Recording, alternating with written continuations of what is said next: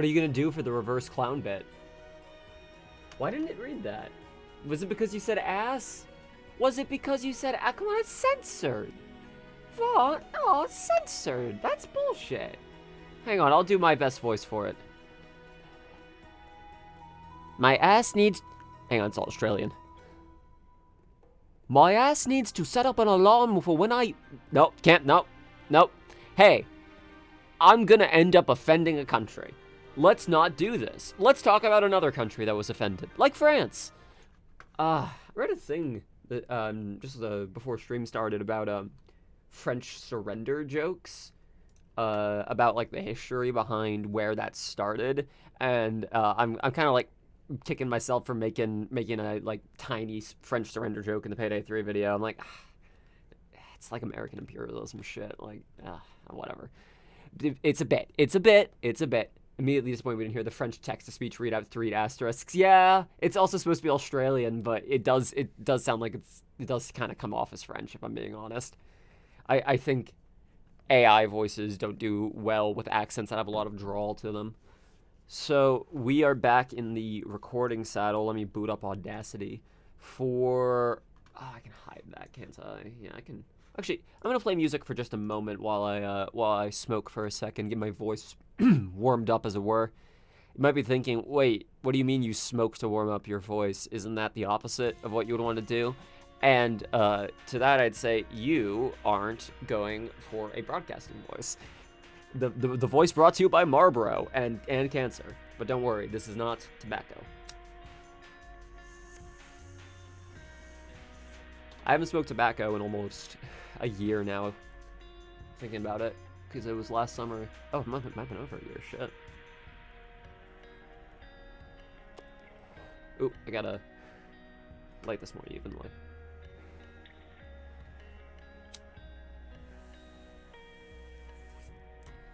I was watching Maria stream Battlefield 3 this morning. I was sitting there like, man, I should start Bad Company too. But also then I remember like, I gotta go get the Xbox set up, and I'm gonna be bad at it the whole time because I'm playing with a control scheme I'm not used to and in a setup I'm not used to. But that's good. I need to force myself to play more games in settings I'm not used to, because it is privilege. It is inherently privileged to be like, I got my battle station. I have my rig that I use. Like, that's not going to be forever. I should get used to the idea of just playing games wherever with whatever I can get my hands on if I want to keep playing games. We're entering interesting future times where who knows if I'll have all this stuff in 5 years. Haha. Nothing happening in my personal life, just the fascism.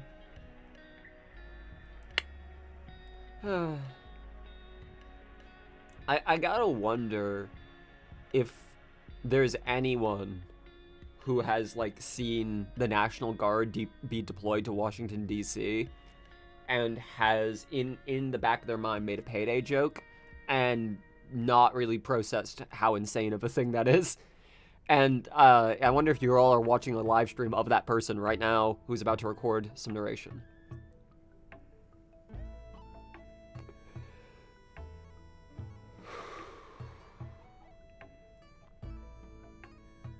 Nope, stay on. God damn it, I got this like ash globule.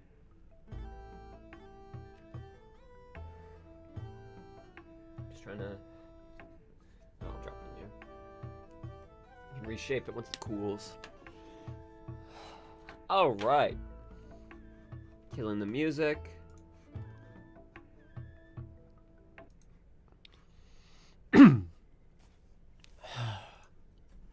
Take a sip.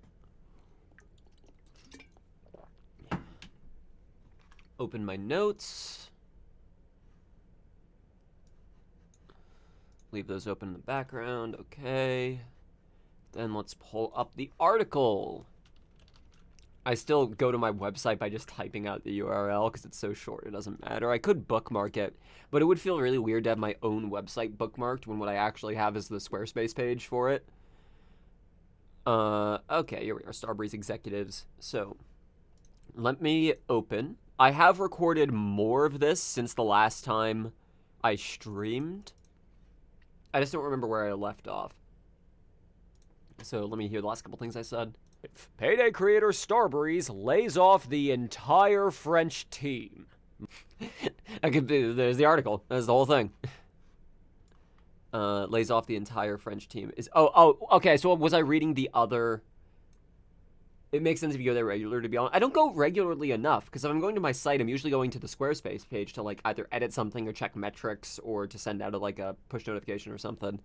But, like, I'm not visiting my own page very often. I only do it when I'm doing things like this, where I'm recording it. But if I were to go to the edit version of this site, I would be constantly, like, seeing all the boxes, like, hovering around for different edit things, and it would overlay on the text, and it would be annoying to read it.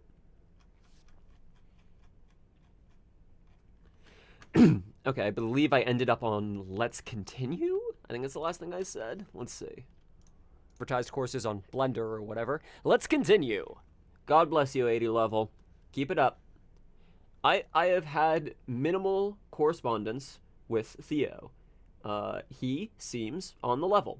He seems like a very reasonable dude, and I hope he continues to be able to survive in an industry that does not want games journalists, even if they are incredibly important to people's decisions as to what games they support or don't support. So,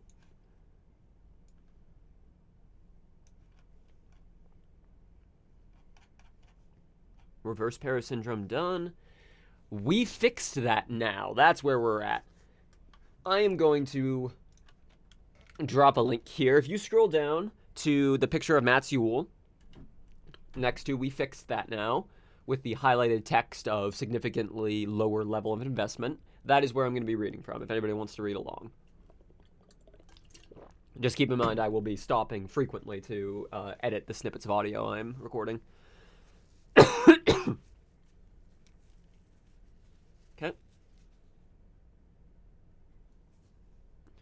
Okay, here we go.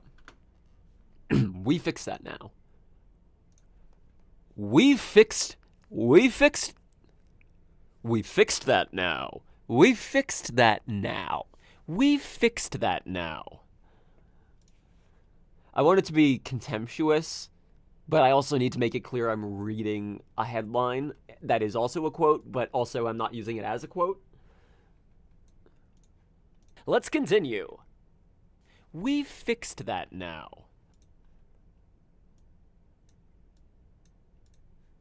Or whatever. Let's continue. We fixed that now.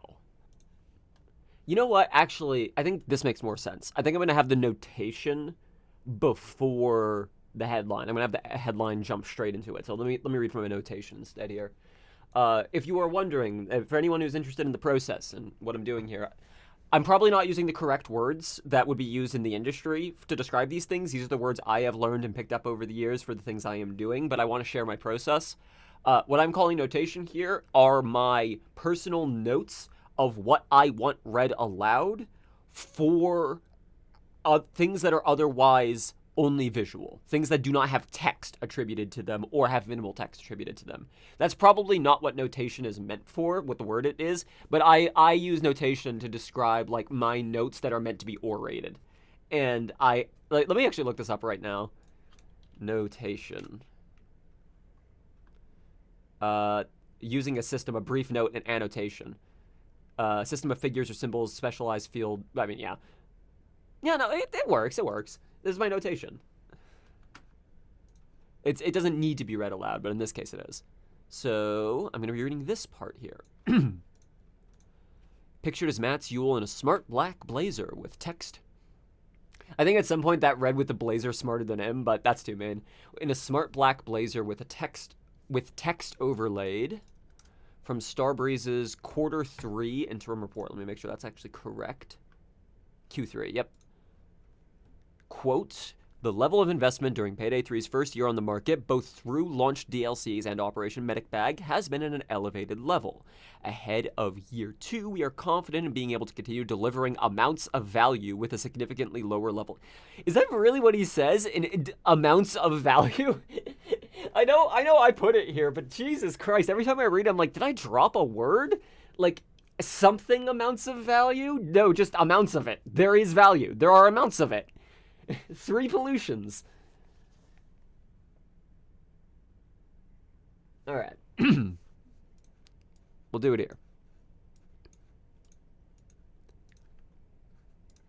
Pictured is Mats Ewell in a smart black blazer with text overlaid from Starbreeze's Q3 interim report. Quote, the level of investment during Payday 3's first year on the market, both through launched DLCs and Operation Medic Bag, has been at an elevated level. Ahead of year 2, we are confident in being able to continue delivering amounts of value with a significantly lower level of investment. I'm just saying how it's written, man. Amounts of value. I've got to double check this. Hold on, because I haven't. That's how it's written in the image. But that's just an insane thing to say. Amounts of value. Yep, nope, that's right. That's accurate. Fucking Christ. Pictured is Mats Ewell in a smart black blazer. The level of okay, that was pretty good. So I'll just leave this unbridged so I know where to markate later.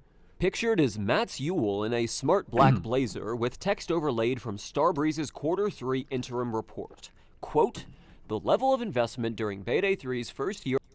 Let me shorten that breath a little. Quote, the level of investment during Payday 3's first year on the market, both through launched DLCs and Operation Medic Bag, has been at an elevated level. Ahead of year 2, we are confident in being able to continue delivering amounts of value with a significantly lower level of investment. Amounts of value.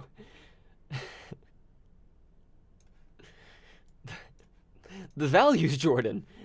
We're amounting them. Alright. We fixed that now. Payday 3 didn't do great. Y'all hear about this? Payday 3 didn't do great. Y'all hear about this? Such a funny fucking... Y'all hear about this?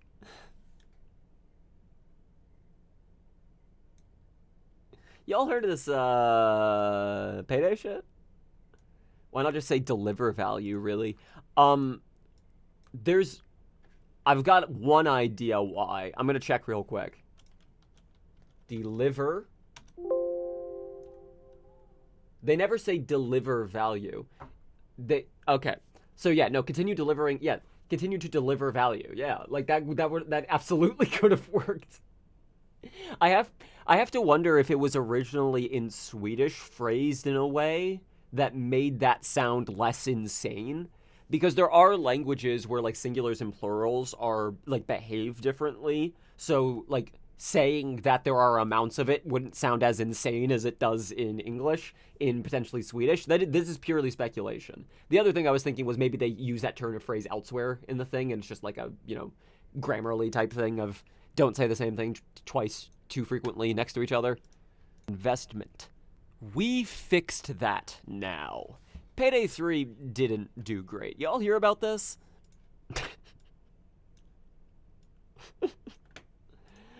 I am currently working on the Payday 3 video, on the Payday 3 review. I'm going to say this right now, and know that I am saying this with a gigantic flashing asterisk next to it. My plan is to try and have it done and out on New Year's. On like 1/1/27. 6. Shit. 26, to be clear. But there is not going to be nearly as much research required for this video as there was for the first part, right? Because I had to research a bunch of old dead companies from the net for that.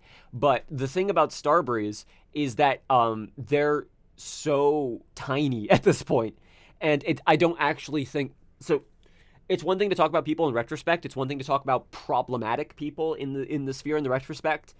I do not see a reason to be like, here's a list of everything that, like, Jules has ever done. Here is a list of everything Elizabeth has ever done. The reason it mattered for Almir is genuinely because the emotional tension between these friends was the reason everything broke up. You can't explain the story without explaining that. Far as I know, maybe I'll stumble across something in research. I really fucking doubt it. Liz is just chill. Liz is just a normal person who's doing her job. Like, I don't see a reason to be like, and here's everything that there is to know about her, if the whole story there is like, yeah, no, she was there and did her job. It was the same way with David Goldfarb, where, like, you could talk to him about inspirations, about design, but ultimately he's not important to the story of why Payday is the way it is now.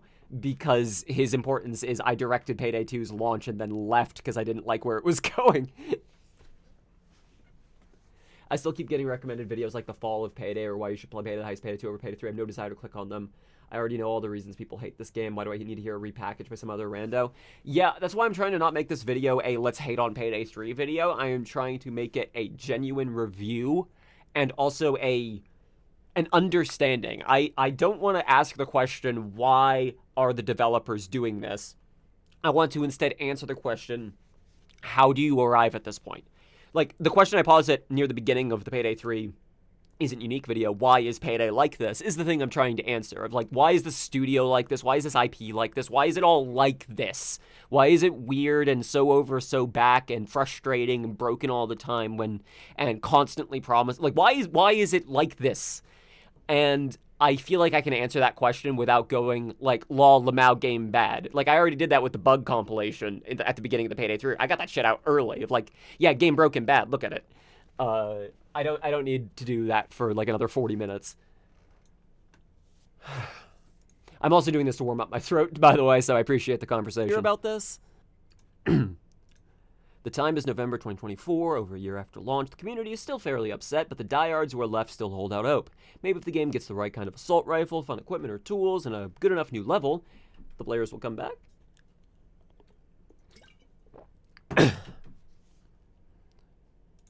The time is November 2024, over a year after launch. The community is still fairly upset, but the diehards who are left still hold out hope.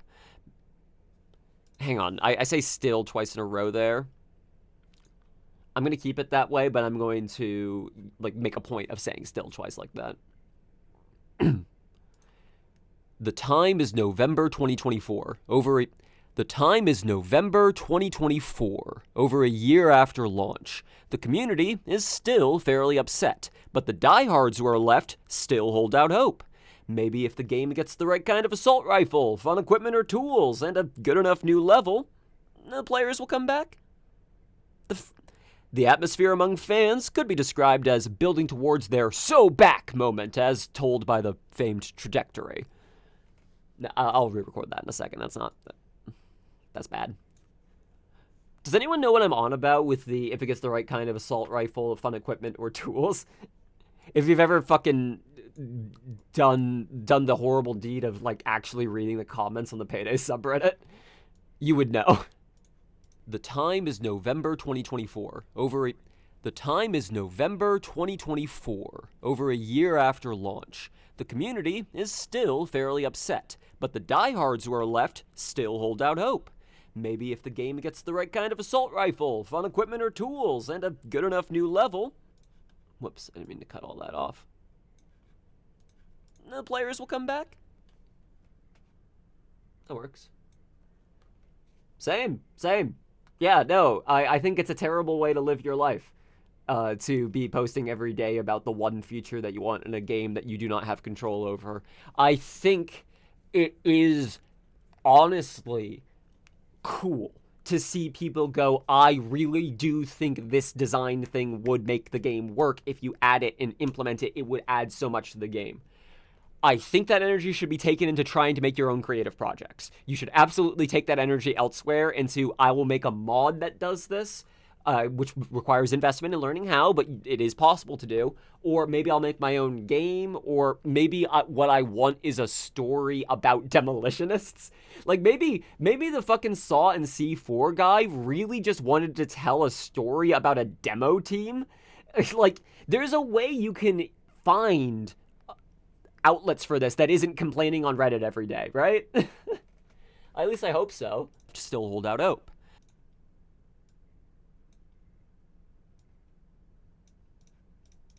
The time is November 20.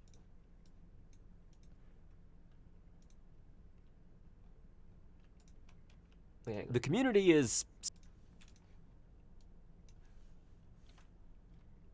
Right, I forgot I didn't actually delete that like I should have, or whatever. Let's continue. Oh, Christ. Oh my God, hang on. I made such a bad mistake. I gotta fix this. I accidentally deleted everything I just recorded instead of the snippet. So I'm gonna copy that. And then undo. Yeah, okay. Simple mistake. It's fine. It's all good. Fixed. It is fixed. Because I had that recording I wanted to retake, and then I had a separate recording that was everything else I had done, and I just misclicked. It's all fixed, though. Thankfully, Audacity's undo branch is pretty good. So for lying and gaslighting. Fucked up. Let's continue. Pictured as Matt's... Okay. To that now. Payday 3 didn't do great. Y'all hear about this? The time is...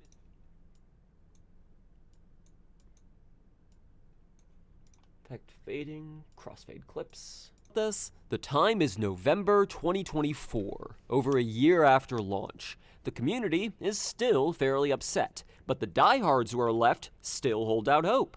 Maybe if the game gets the right kind of assault rifle, fun equipment or tools, and a good enough new level, the players will come back. The atmosphere among fans could be described as building towards their "so back" moment as told by the famed trajectory.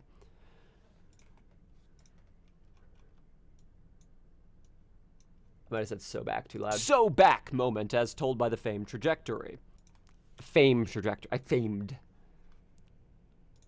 The atmosphere among fans could be described as building towards their "so back" moment as told by the famed trajectory.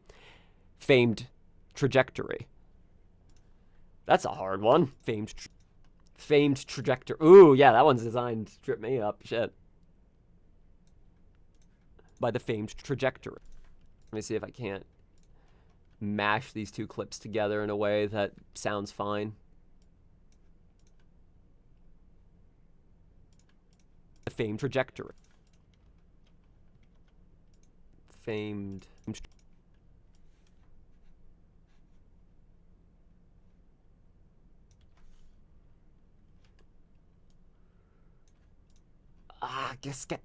Come on. Will come back?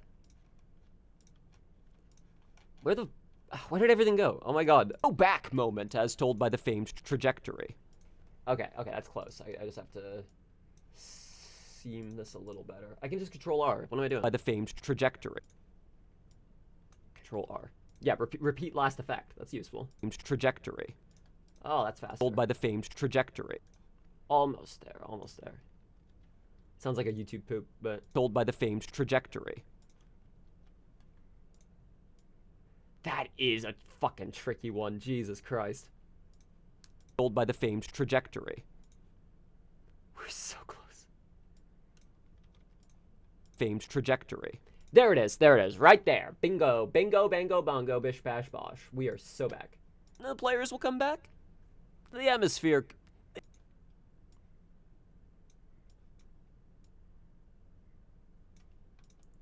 Fading crossfade clips. There we go. The atmosphere among fans could be I need a little more of the trailing lead up for the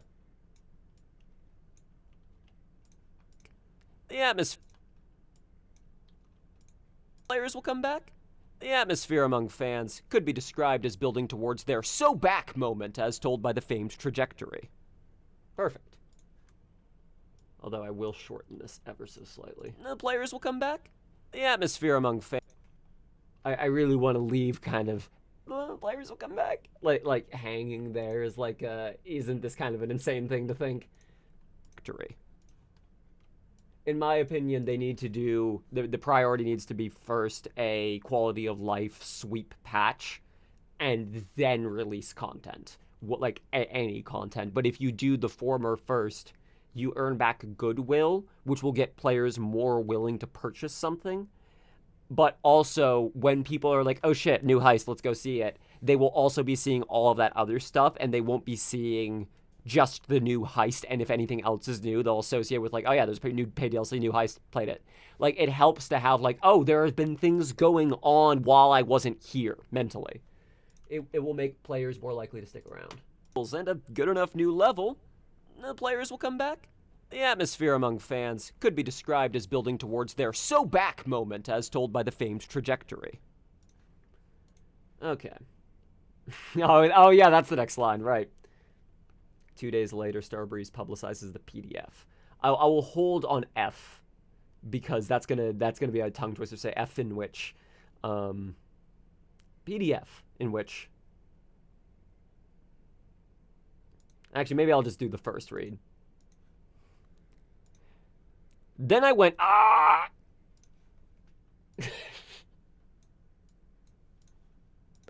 Then I went, ah!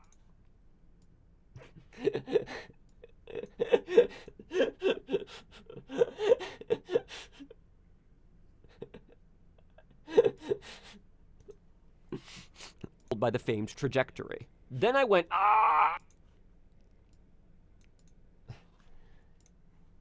And like 2 days later, Starbreeze publicizes the PDF. Okay, let me get the fucking Audacity window bigger. Christ alive. There we go. The biggest slam dunk they could do is offline mode, which is tragic because the entire game structure is built around not that.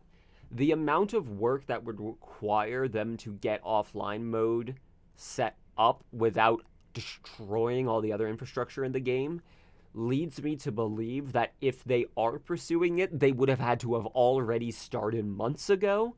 So if they announce at some point we are going to start trying to get offline mode working, I am going to assume it's not happening. I think that if they are working on it, they would have had to have already been working on it for a while now, or it's never going to be ready in time for them to actually return any profit on this game. The famed trajectory. Then I went, ah! And like 2 days later, Starbreeze publicizes the PDF in which they announce there will be significant... I should have had the window open. That was so good. It was so good. And like 2 days later, Starbreeze publicizes the PDF in which they announce they'll be winding down Operation Medic Bag to move developers over to other projects. Payday 3 is all better now. Let's get back to shooting our feet. Must have been the adrenaline working. Payday 3 was just starting to get some momentum back. Removing resources from its development made the community furious. I might have to reread that. Furious. Yeah, I will. Payday 3 is all better now. The Steam build suggests there's already been some work. That's kind of what I'm hinting at, too, as I've heard rumors of that. I will come clean. I don't know anything about that behind the scenes. All I know is what the rumors are right now. But I am also aware that people assume I know everything that's going on behind the scenes. So I want to make clear that this is one that's also a question mark for me. I think they're probably working on it. That is the most I know regarding, like, those Steam builds. Like, it seems like that's them probably testing shit. Most likely.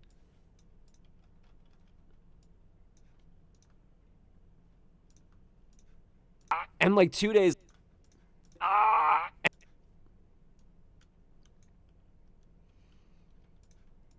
And like...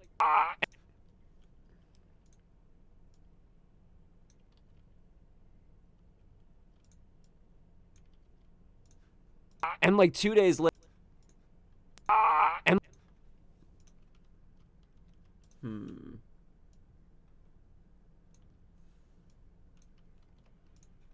And like 2 days later...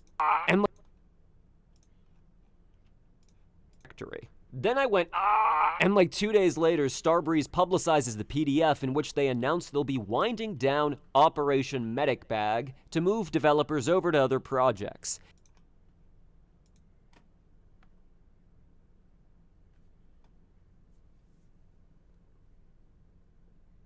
It makes sense because by far the most common comment I see in this game is I'm not buying unless they add all offline mode, and the risk becomes what if all those people have already moved on by the time they do. I think that people are saying that in an abstract way, where like I am not buying this game unless it has a security that I will not disappear in the future. And offline mode is the easiest way to translate that to something tangible. I worry that a lot of people will find another justification, another excuse that is in the same vein. If the thing they actually think is like, I just don't want it, but I want a justification for not wanting it. Or like, I just don't vibe with it, but I'm not really sure why. Which is also part of what the video is ultimately going to be about, is like the ennui of people with Payday, of like, I want to like this, but I'm not really sure why I don't.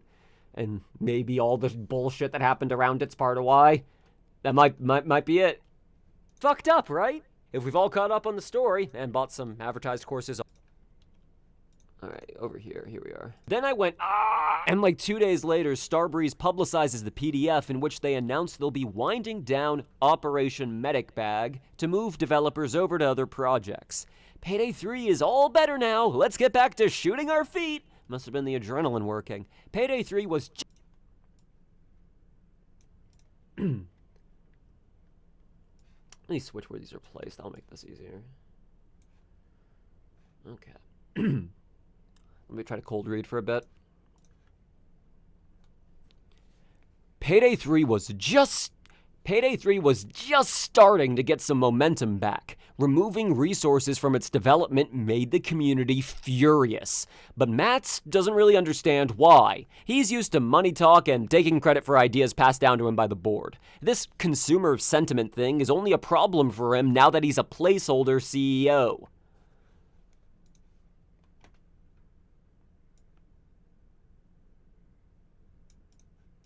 Payday 3 was just...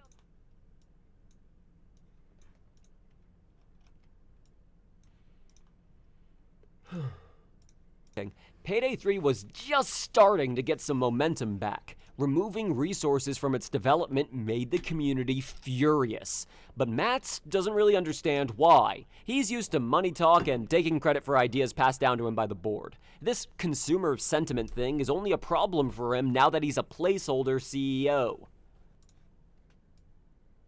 I was a little close there. It's not bad enough that I want to retake it because I want to move this along, but I will move my mic just a touch further away. It's part of why I wear the hat, too, is to stop myself from, like, fucking... If my hat bumps into the mic, then I know, wow, you're way too close, back the fuck up. It's a nice little passive reminder. He does not know how to talk to gamers. He does not know how to talk to gamers. I'm going to record this as one thing.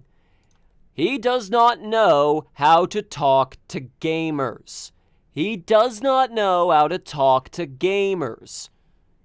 He does not know how to talk to gamers. He does not know how to talk to gamers.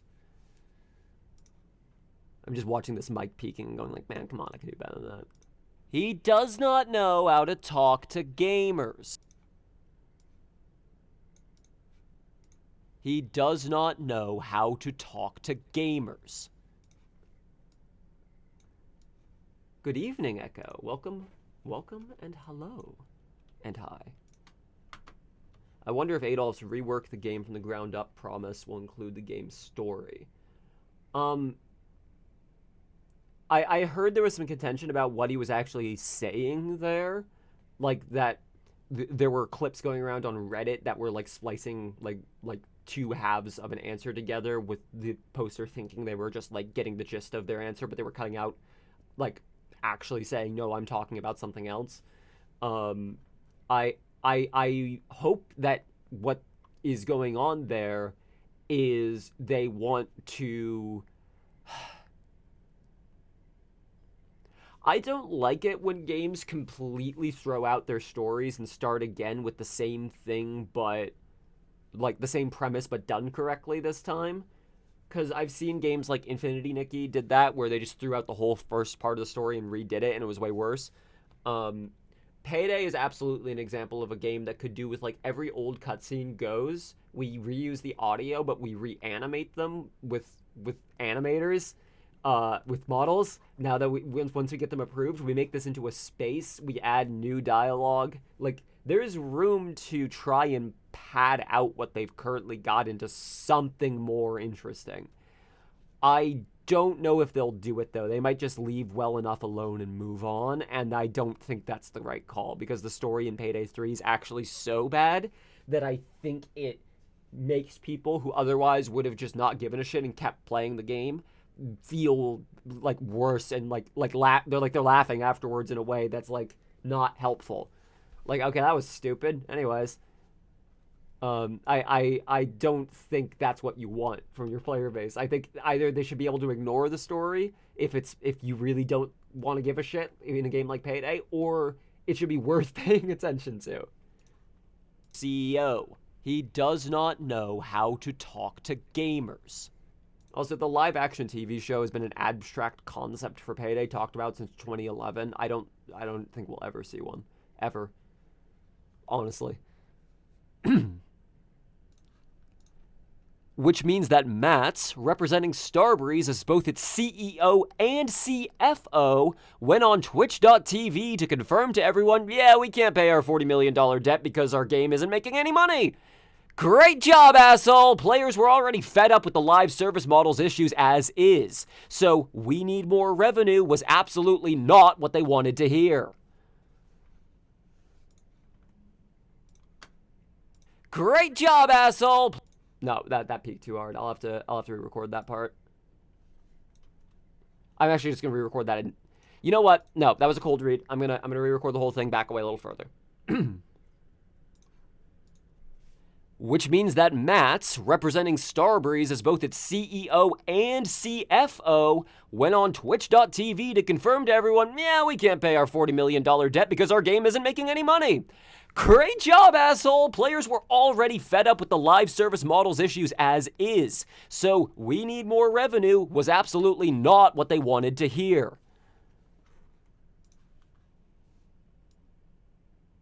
I just don't know why they set up the whole conspiracy plot, killed everyone in it, pretty much immediately to introduce a new bad guy and went, well, he's bankrupt now, good job, guys, without him doing anything of note. Because they're trying to square the circle of this story doesn't mean anything and we need a perpetual story. That's my take on it. That is my explanation for it. The concept of a holistic setting is one in which all of its pieces can reset back to square one and things can kind of continue as normal. Like a television show that just has a generic setting in which all the characters are like frozen in the same place in time, like Bob's Burgers, Simpsons, that kind of thing. It's a holistic setting. There's also like semi-holistic, I think there's a word for it, where things can change and be acknowledged, but you will always return to that central point even with additions, but it will still basically be the same thing. So they wanted a story where something happened, so they have to have a big bad that you set up and take down. But they also wanted, and then perpetually going forward, we can release new stories into this world while there's always this guy behind the scenes connecting all of it. It's the same shit Marvel does. We set up this one big bad only for him to fall right as we introduce this real big bad who's behind it. And when I say Marvel, I mean mainly with the MCU, specifically. It's an attempt to make stories feel like they mean something while also keeping the setting holistic the whole time. Which means that Mats, representing Starbreeze as both its CEO and CFO, went on Twitch.tv to confirm to everyone, yeah, we can't pay our $40 million debt because our game isn't making any money. Great job, asshole! Players were already fed up with the... Alright, I peaked the mic again, but that's fine. I can re-record from here. Like, it's not the worst type of storytelling, but it's one that particularly irritates me, because I like when things end. Which means that Mats, representing Starbreeze as both its CEO and CFO, went on Twitch.tv to confirm to everyone, yeah, we can't pay our $40 million debt because our game isn't making any money. You know what? I'm gonna add a splice here, because I think I actually am going to edit in the audio clip of Matt's Yule saying this, since I have the opportunity to do that here. So I'm not going to do it right now. This will be something I do in post, because the rim shot was small enough I didn't mind doing it. But when it's audio balancing like this, I don't want to like put other processed audio in and then reprocess it. I'll add it later. But this is the exact thing Matt said that I am talking about here when I said this is one of the stupidest fucking things you could possibly say as a CEO and CFO of a company that has $40 million in debt coming up to a company, to another company. So far, the game hasn't made any profit, so we haven't paid anything to them. Yeah, in like fucking 5 seconds, like, hey, we haven't made any money, so we haven't paid any of our debt. Oh, wow, that's bad. That's really bad. Wow, you just kind of threw that out there, man. Okay. So far, the game hasn't made any profit, so we haven't paid anything to them.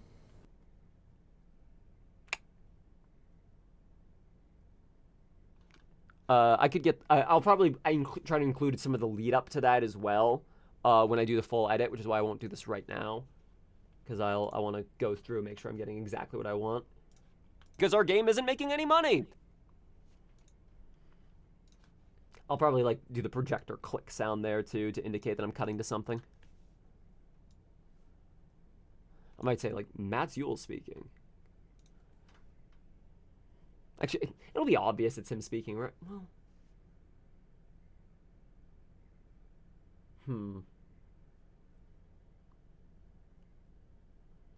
I'll worry about it later. It'll be fun. Great job, asshole. Great job, asshole. Players were... Great job, asshole. Great job, asshole. Players were already fed up with the live service model's issues as is. Great job, asshole. Players were already fed up with the live service model's issues as is. So, we need more revenue was absolutely not what they wanted to hear. For many players watching, the takeaway was Payday 3 content updates will be mostly paid going forward. I can't do this without peeking the fucking mic. Great job, asshole. Great job, asshole. It sounds so fake. Come on, man. Yeah, great job, asshole. Yeah, great job, asshole. Yeah, great job, asshole. Yeah, okay, yeah, no, there it is. So that's perfect. Fantastic.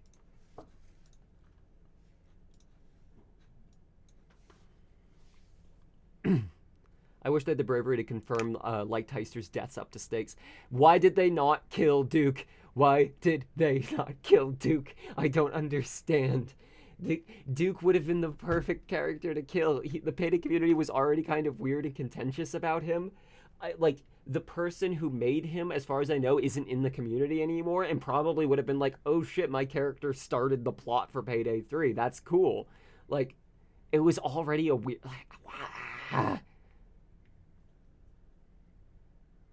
and Sydney, I think they might have thought it was possible they could get Georgia back in the future. That might have been what it was. So they were like, we don't know for certain if we want to kill Sydney because maybe we'll bring her back later.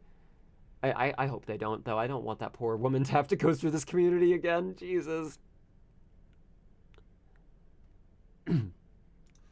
Players were already fed up with the live service model's issues as is, so we need more revenue was absolutely not what they wanted to hear. For many players watching, the takeaway was Payday 3 content updates will be mostly paid going forward. Regardless of if it... Players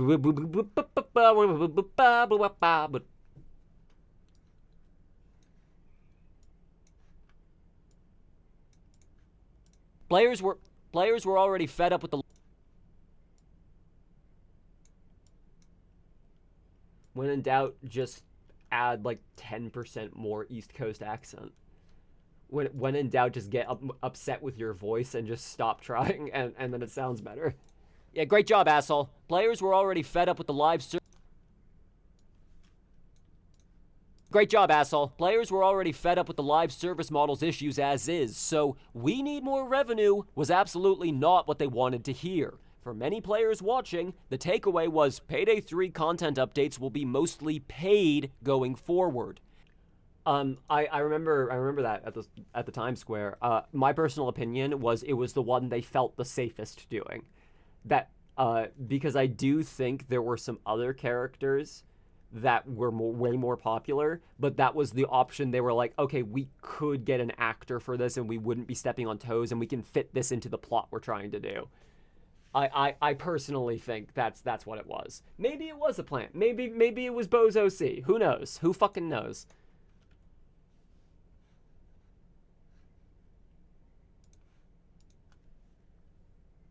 Regardless of if that's actually the plan, it's an easy conclusion for a typical Twitch regular to come to. Their interactions with games are defined by subscriptions, loot boxes, and battle passes. This stream brought you Twitch stats September. Oh, wow, subscription? Oh, wow. Subscription. Yeah. Word. Regardless of if that's actually the plan, it's an easy conclusion for a typical Twitch regular to come to. Their interactions with games are defined by subscriptions, loot boxes, and battle passes.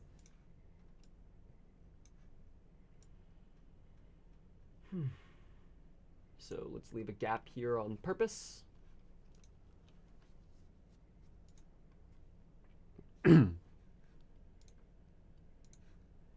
Considerations like this are why establishing your publicly traded company's primary communication platform to consume primary is what people know me for, but it's primary. Yeah, I was just primary. Yeah, it's funny what a speech impediment and like growing up on the Canadian border with British friends will do to your voice.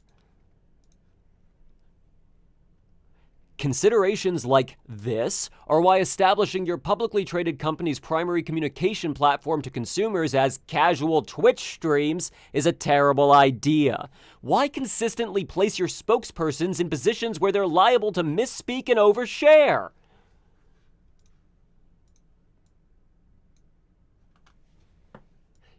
Once again, I feel so bad for Elizabeth and Almir. Oh my god, what are they doing to these people?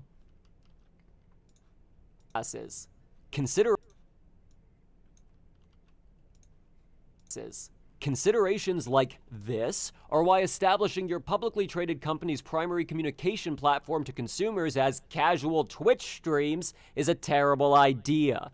Why consistently place your spokespersons in positions where they're liable to misspeak and overshare? As an investigative writer, I'll happily indulge, but it's bad for the staff's mental health and a terrible PR strategy. As an investigative writer, I'll happily indulge, but it's terrible for the staff's mental health and As an investigative writer, I'll happily indulge, but it's bad for the staff's mental health and a terrible PR strategy.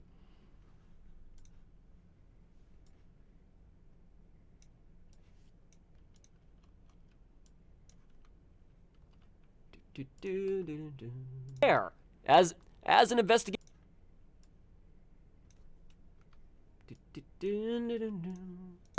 As an investigative writer, I'll happily indulge, but it's bad for the staff's mental health and a terrible PR strategy. Terrible PR strategy.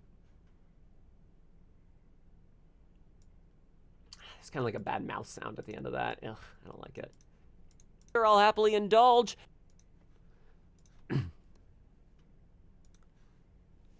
But it's bad for the staff's mental health and a terrible PR strategy. Out of curiosity, will future articles you write come with these voiceovers already included? They'll be added later. I don't know. That's a good question. I literally hadn't considered that until you just asked that. I want to say that I would like to, going forward, include this, but it may depend contextually on the situation. Because I do intend to, like, even my Trevor Project articles, go back and dub those as well. But there may be times where, like with this article, where I have a really tight deadline that is not something I can push back. It's not up to me whether it gets pushed back or not. Where I just want to release the article. so that the information is out there. But if I am completely deciding the timeline of the article, if it just comes out whenever it's ready, then I should include the dub track by default, definitely. I also think that will make more people interested in the thing by default. Like, if they can expect, oh, there'll be a dub track here, or if it's not here now, it will be eventually. But it's bad. But it's bad for the staff's mental health and a terrible PR strategy.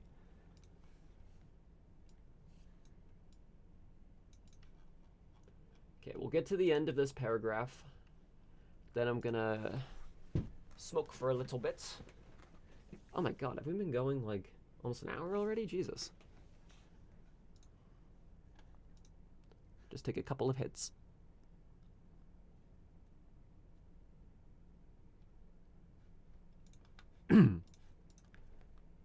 One thing Starbreeze took strains to not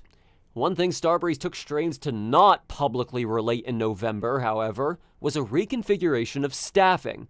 That could have been harmless, or the first sign of trouble before people got yeah, it's the second one. Nope, not quite right. Close. Close, but not quite. Close, but not quite. One thing Starbreeze took strains to not publicly relate in November, however, was a reconfiguration of staffing. That could have been harmless, or the first sign of trouble before people got fired. Yes, it was the second. That could have been harmless, or the first sign of trouble before people got fired. Yes, it was the second.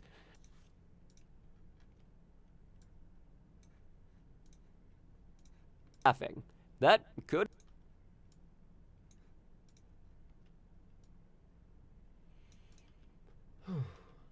But I am committing to videos will release with a subtitle, with full captions every time. It is possible the Payday 3 video will have captions that are auto-timed on launch because it does take a really long time to time them, but it will have captions that are written by me. I will not let it launch with auto-generated captions. I may just like let YouTube time the captions at launch and then go back and fix it myself later, like I did with the previous Payday 3 video. The raid video, the cross chatter and the different like the sound effects in raid, and also because YouTube is YouTube, people having accents that YouTube isn't used to processing. I had to manually time those captions. Any attempt at auto timing captions was useless, completely useless. I did it all myself. But when it's just my speaking voice, generally speaking, YouTube can time it out within a second or so. I'd prefer it be right on time, and I will eventually make it right on time. But I will accept the auto-timed ones. I just won't accept auto-generated ones. Strategy. One thing Starbreeze took strains to not publicly relate in November, however, was a reconfiguration of staffing. That could have been harmless, or the first sign of trouble before people got fired. Yes, it was the second.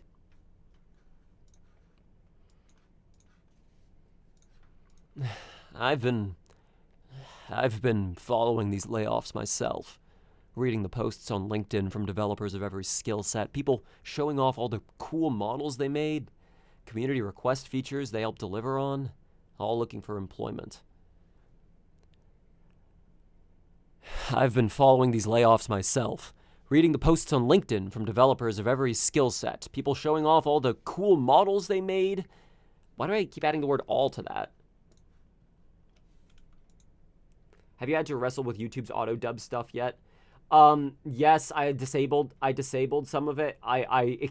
Shit keeps turning itself on. I hope that people aren't getting auto dubs of my tracks. I've tried to disable it, but YouTube like couples disabling it with disabling other features. I just haven't had time to sit down and fucking figure it out, to be honest.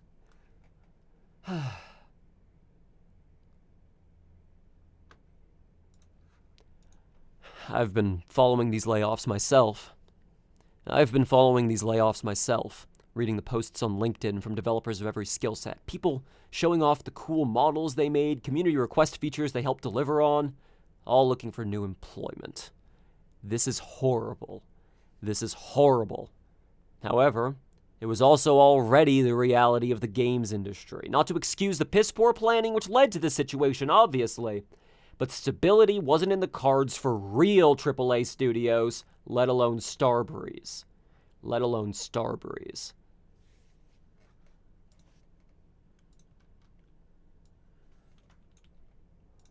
Let alone Starbreeze.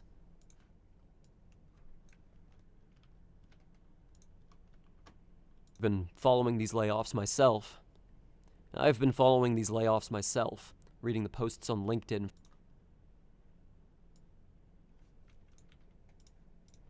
I've been following these layoffs myself, reading the posts on LinkedIn from developers.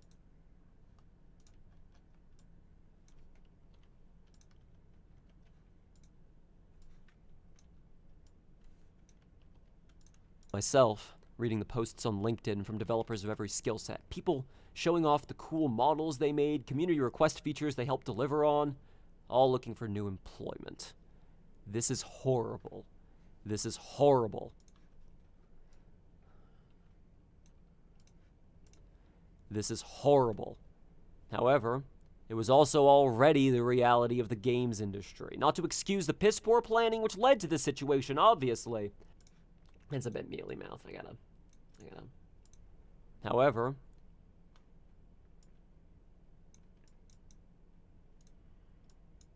I want this to be the correct amount of somber. I don't want fake emotion. I want the emotion I wrote it with. But I also want it to be completely understandable. Yes, it was the second. I've been following these layoffs myself, reading the posts on LinkedIn from developers of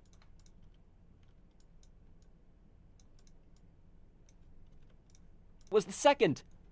I've been... Get rid of that fucking mouse click. Second. I've been following these layoffs myself, reading the posts on LinkedIn from developers of every skill set. People showing off the cool models they made, community request features they helped deliver on, all looking for new employment. This is horrible. However,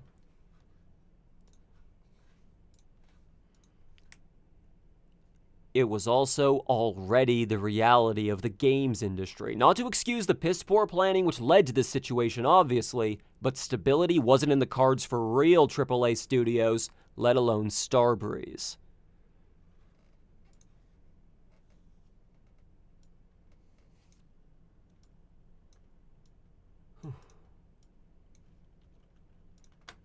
However, it was also already the reality of the games industry. Not to excuse the piss-poor planning which led to this situation, obviously, but stability wasn't in the cards for real AAA studios, let alone Starbreeze.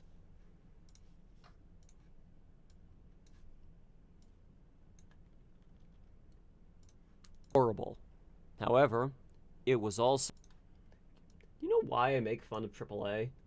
Of, like, wanting to be AAA, of the concept of AAA? It's because it's wanting to be everything else. That's just such a stupid thing to me to want. Like, we want to already be mainstream. We want to define ourselves as being mainstream. What a stupid fucking thing to define yourself as. I know it's supposed to be for budgets, but that's not how it's used. It's used for, like, these are the main games and the indie games, right? Why would you ever want to define yourself that way as a game studio? I don't trust you as a game studio if you say you want to make AAA games. What are you fucking talking about? Do you what is your vision for the game? What do you want the game to be? I don't give a shit how much money it costs. I want to know what the idea is, and then we can hone in the budget. Like, what the fuck? This is horrible.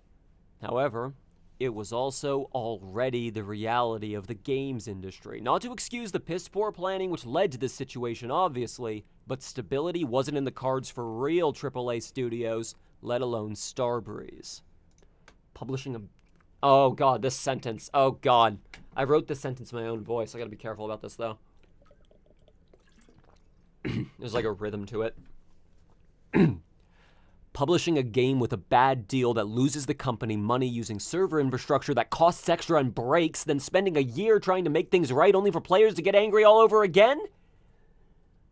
Wow. Okay. Warmed up. Here we go. Publishing a game with a bad deal that loses the company money using server infrastructure that costs extra and breaks, then spending a year trying to make things right only for players... Nope. Ran out of voice. We gotta do it again.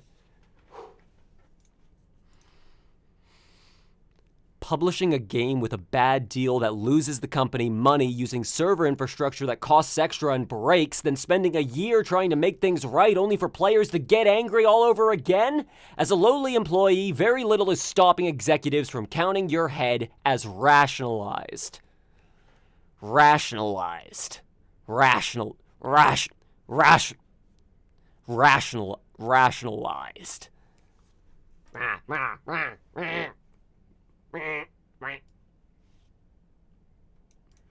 As rationalized. I'll re-record that ending.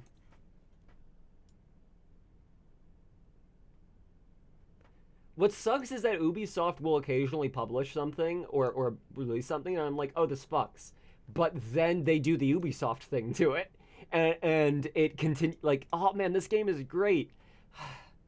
So the pop-up that you sent me about the Battle Pass I'm definitely not buying did crash the game, you fucking assholes, but okay. Yeah, no, I'm just here actually, like, using cosmetics here in fucking For Honor, trying to customize all my cool people, because maybe we'll do a For Honor co-op stream at some point, because it's a fun game, and we'll get back to it and see what changed, and there's some cool game modes in it. And then it's like, hey, have you checked out the Shark Battle Pass? And then the game fucking crashes. God, I hate Ubisoft so fucking much. Studios, let alone Starbreeze. Publishing a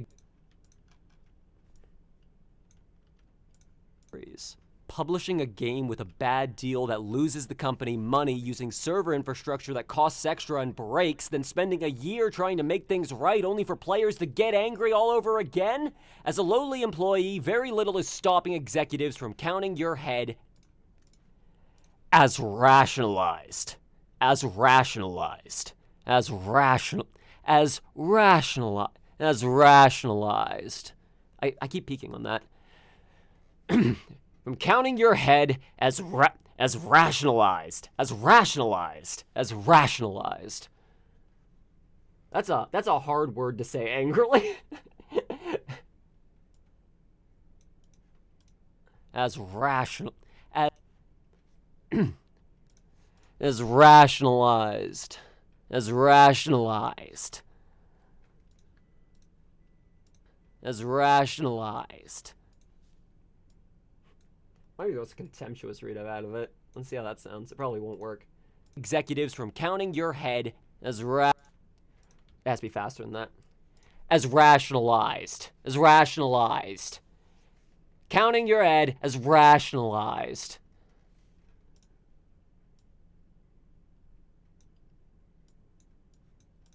Your head. Counting your head as rationalized.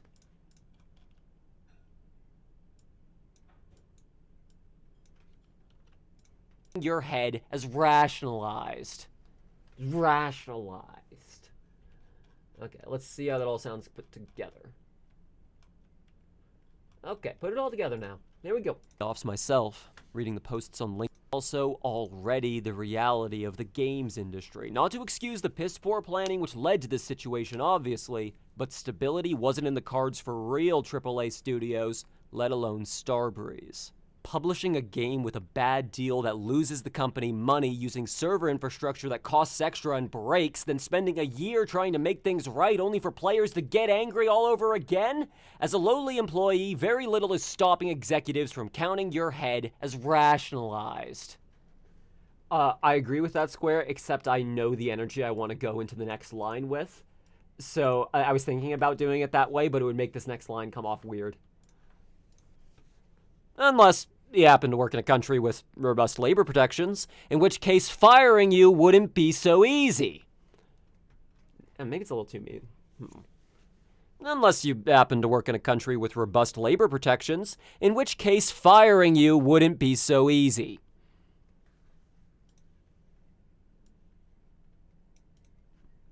Unless you happen to work in a country with robust labor protections, in which case firing you wouldn't be so easy. I am peeking the mic there, but it doesn't sound that bad. What do y'all think? Firing you wouldn't... That sounds fine to me. It's peaking, but it's peaking at like a reasonable level. I'm gonna normalize it anyways. Like I think it's fine. But like the next thing that's on screen is the Dallas mask with the guillotine on it. I want to go into this with like anger. Also because I want to read it with. Oh, that's the other thing I want to mention, by the way, and that's the other reason I'm fairly confident I can actually get this done today. I'm gonna have my lovely spouse Aussie Wazzy read the quotes throughout this article. So things that I quote from the 80 dot level articles, Theodore Mackenzie's writing. I'll read the legal quote. But the quotes from Starbury staff, I'm gonna have Austin read those so that they're in a different voice, so it's clear to the person reading that, oh, somebody else said this, but it's also a quotation rather than audio. Is that a frog with a knife in its mouth? I think that's like a specific frog. That's a specific. I don't know if it's a frog. It's a very specific like children's character, if memory serves. I think I looked that up back at the time, so see if I could put it in the subtitle or in the alt text or not.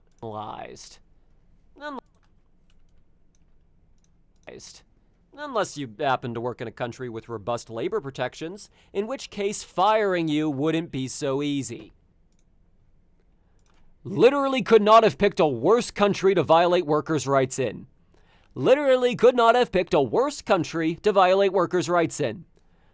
Literally could not have picked a worse country to violate workers' rights in.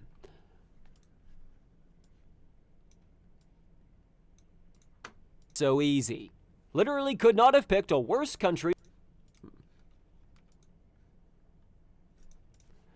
Literally could not have picked a worse country to violate workers' rights in.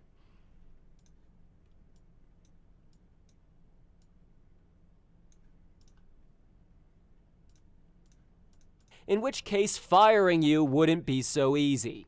Literally could not have picked a worse country to violate workers' rights in.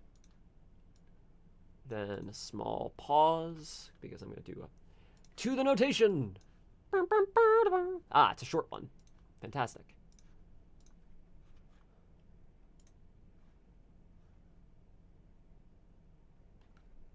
Pictured is a close-up of that Starbreeze France employee protesting with Ubisoft employees from earlier. Up close, you can really see the guillotine sticker in detail. In detail? It's in, where is it? Is it in detail? It's in detail. Guillotine sticker in detail. Hang on, I'm gonna read that again.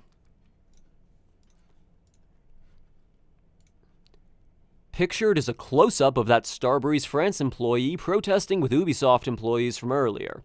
Up close, you can really see the guillotine sticker in detail. Ooh, I like that more.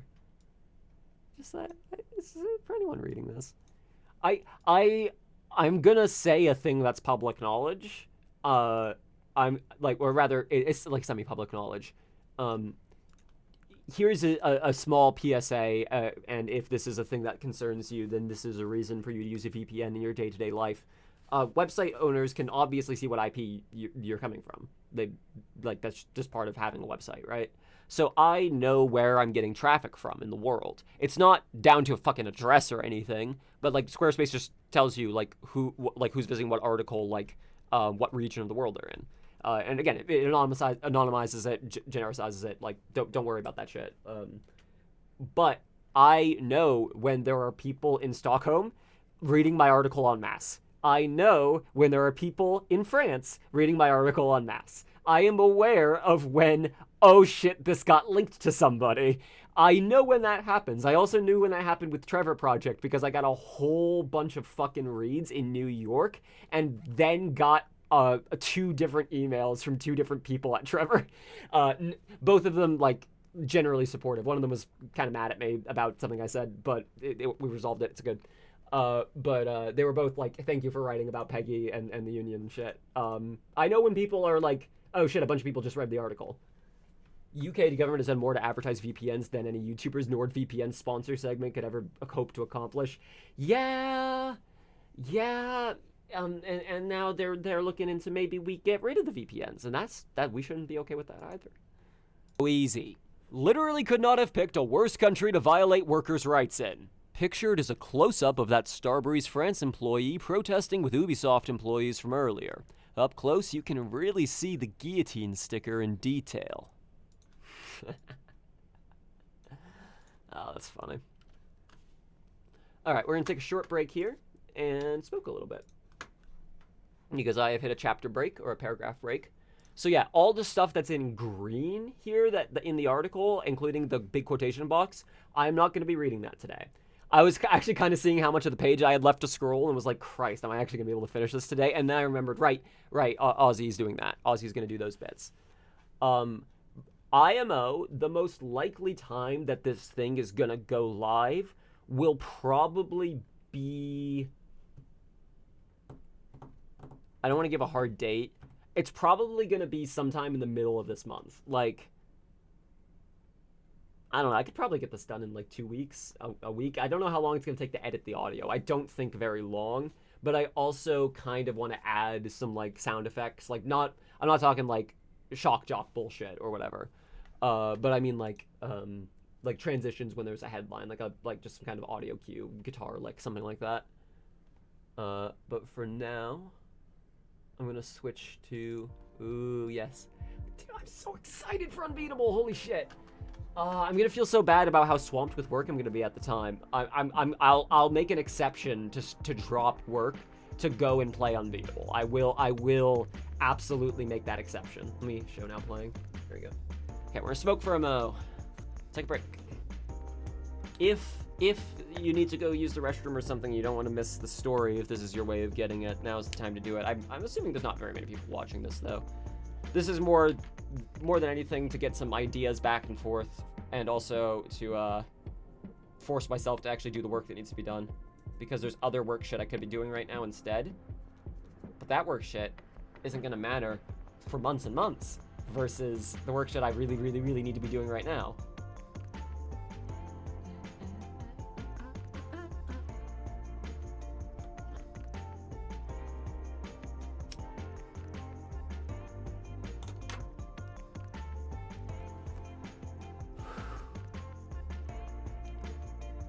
Shit, let me crack the window.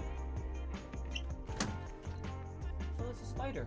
There's a spider building a web just outside my window. Good for them. They're about to get blitzed. Square, I have passed along your comments about the about changing the lyrics on the Bandcamp.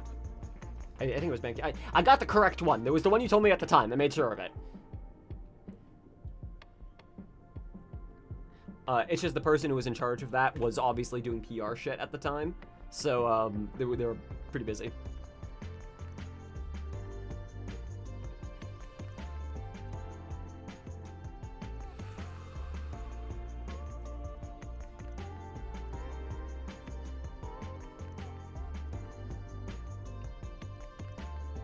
You know, there's a whole profession called proofreading. My mother still occasionally does it professionally. If you ever read a locked room mystery translated from another language into English, there is a non-zero chance, actually there's like a pretty good chance that my mother was a proofreader for it.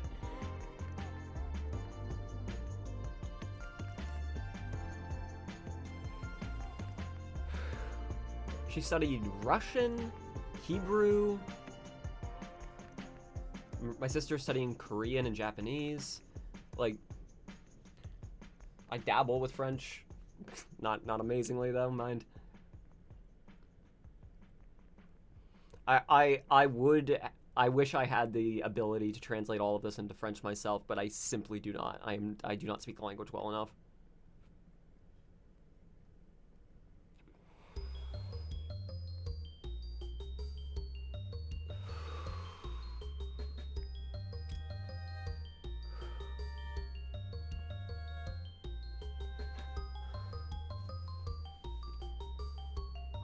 I also want to think about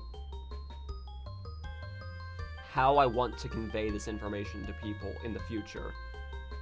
Because I have a line in the Payday 3 video where I say, I'm not happy these videos are this long either. If I had known how long all of this was going to be from the jump, I would have literally written a book, and then nobody would have read it. That's the line as it exists right now. That might change, but I feel like there's so much to say about the history here. I'm just thinking about people make games. Like, they just did another massive investigation into all the fucking various bullshit going behind. Is it Zaum or is it Zaum? I've only ever seen it written. I'll admit I did not watch them because I cannot be fucked to care about Disco. Disco Elysium is like designed to piss me off specifically. I do not like it. I do not want to interface with it. Every time I see its writing, I have an annoyance with it.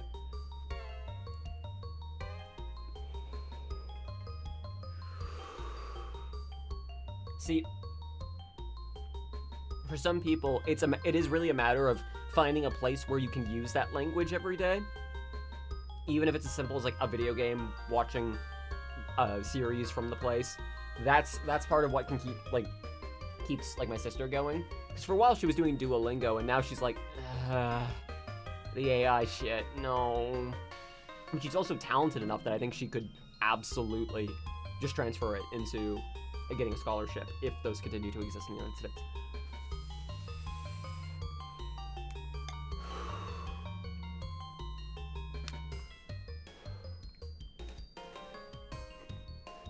Okay. Let me check messages just in case anybody's trying to get in touch with me. Nope. Okay.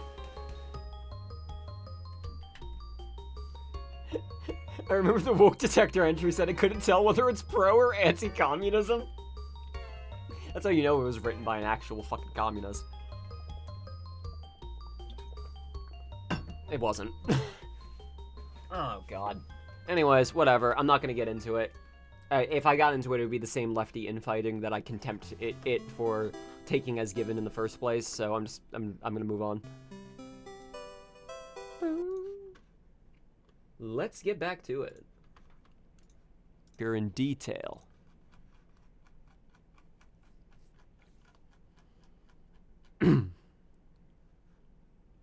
Okay. Can't stress this enough. The French take being fucked over by leadership very seriously. Can't stress this enough. Can't stress this enough. Can't stress this enough. The French take being fucked over by leadership very seriously. Payday 3's servers didn't work on launch. We could ask why and point fingers, but what's important to get customers back is who's gonna fix it. Can't tell if it's pro or anti. That's so fucking funny. Oh my god. I can't tell if this seems like it might be a warning against what you're advocating for because of the way that you're advocating for it, but okay. Then again, I actually felt the same way about Hardspace Shipbreaker, which had writers on that I consider like colleagues, and I also had some pretty strong criticisms of that game's writing. But hey, they own the license now. The studio, Blackbird, their name is Blackbird Interactive, owns the license now. So they can do more shit with Hardspace if they want. They can do it their way. This is good. They're unionized too. So, wow. Good for them. I'm looking forward to that. Here's the quote. Contains overtly pro-LGBTQ messaging, features multiple blah blah characters, including player character. Including the player character is so funny. Like, motherfucker, that's you. You're the one choosing to do that. Heavy social commentary regarding communism, whether pro or anti is unclear. Oh no, commentary. Ah, the commentary. Oh, it's burning me. But what's important to get customers back is who's gonna fix it. That's so funny. Thank you for that, Square. That was delightful. Sticker in detail. Can't stress this enough. Can't stress this enough. I was gonna say, wow, is that really what the first take sounded like? Detail. Can't stress this enough. The French take being fucked over by leadership very seriously. Payday 3's servers didn't work on launch. We could ask why and point fingers, but what's important to get customers back is who's gonna fix it.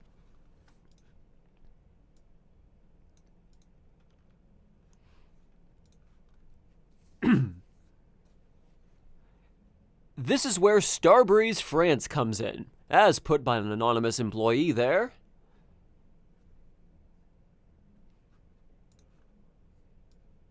Okay, I'm gonna leave large gaps in the audio for where I want the quotes to be. Not as large as I think the whole quote will take up, but so in editing I can obviously see where those gaps are.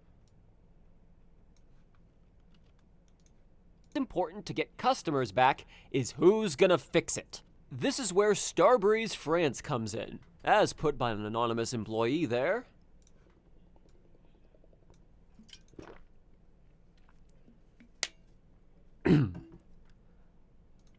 French team, tech team, blah, blah, blah.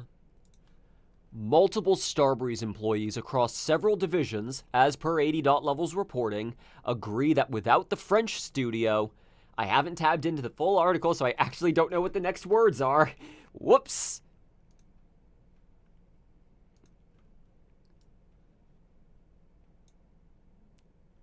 The French workers' rights have always been celebrated for their excellence. Not always, definitely not always. However, France, if there's one thing France is good at, it's workers' rights at home. At home.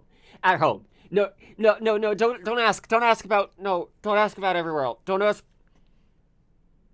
Please don't. Look, it's fine. We sold it to, was it the Gates? I believe it's the Gates that bought all the land. Hang on. Let me double check this. My brain is skipping a fucking beat here. Holy shit. What is the name of the place I am thinking of? French-speaking territory of France with a Haiti. Jesus Christ. I can't believe it took me that fucking long. But don't ask about Haiti. Just don't.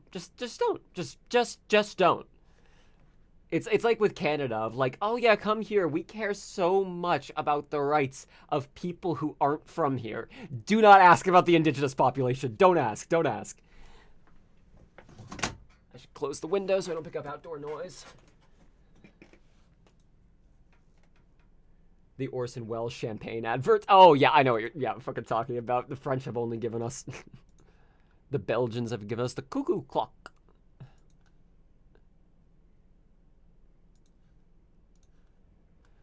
Multiple Starbreeze employees across several divisions, as per 80.Level's reporting, agree that without the French studio, Payday 3 would have been even more buggy, unstable, and particularly unpleasant on consoles.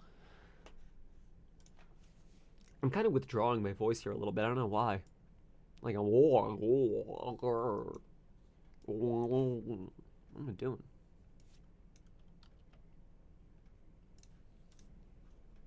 Like, big gap there. Multiple Starbreeze employees across several divisions, as per 80.Level's reporting, agree that without the French studio, Payday 3 would have been even more buggy, unstable, and particularly unpleasant on consoles. I'll re-record that last bit. That sounded a little weird. Payday 3 would have been even more buggy, unstable, and particularly unpleasant on consoles. No, that's not. Buggy, unstable, and particularly unpleasant on consoles. That's the read. Someone has a fucking fire? Yeah, the strike team. Oh, you gotta get in there and get that epic money. Desperately on a very short timetable. And particularly unpleasant on consoles. Can you hear the fire truck in that? And particularly unpleasant on consoles. No, you really can't. That's fine.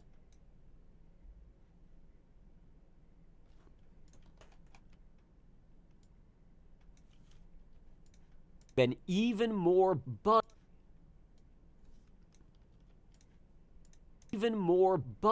unstable, and particularly unpleasant on consoles. Multiple Starbreeze employees across several divisions, as per 80.Level's reporting, agree that without the French... No.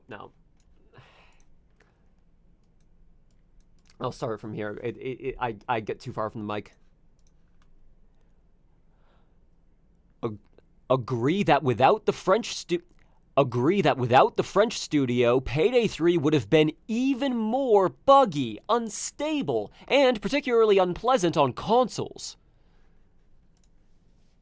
Let's hear how that sounds. Agree that without the French studio, Payday 3 would have been even more buggy, unstable, and particularly unpleasant on consoles.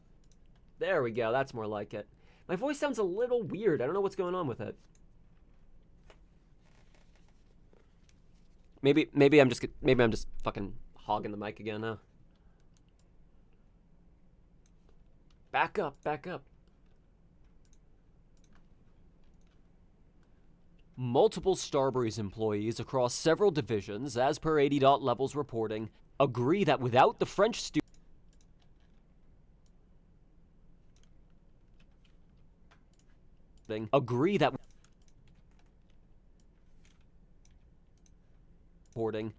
without the French studio, Payday 3 would have been even more buggy, unstable, and particularly unpleasant on consoles. Okay, we leave that there. And then, okay, strike teams. Corporations love their strike teams, and this tight-knit squad finally had some French heisters in it. That line is for Craster. He is not the only person who has been asking for a French heister, do not get me wrong. I don't consider him the face of that request either. However, like, come on, how have they not done a French one yet? Why did they never do a French one? And they're never going to now, because it would be so weird.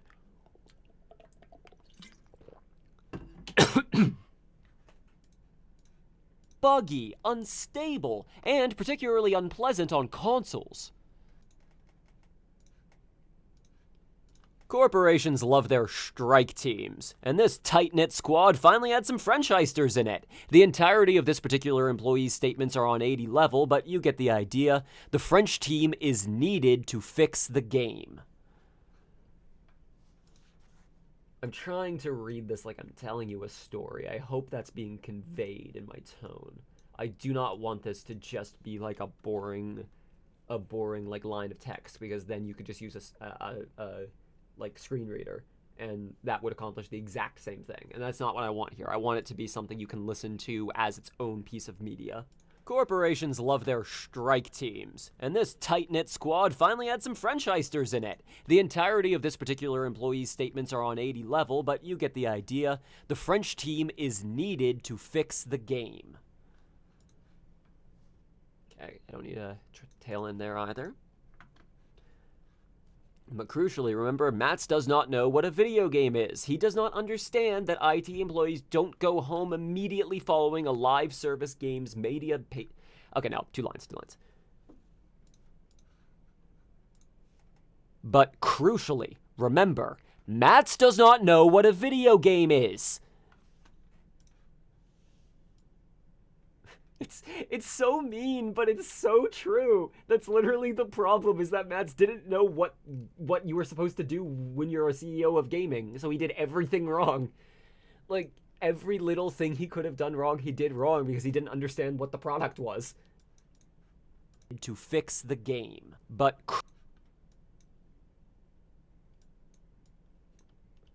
I hope Mats finds better employment elsewhere. But crucially, remember, Mats does not know what a video game is.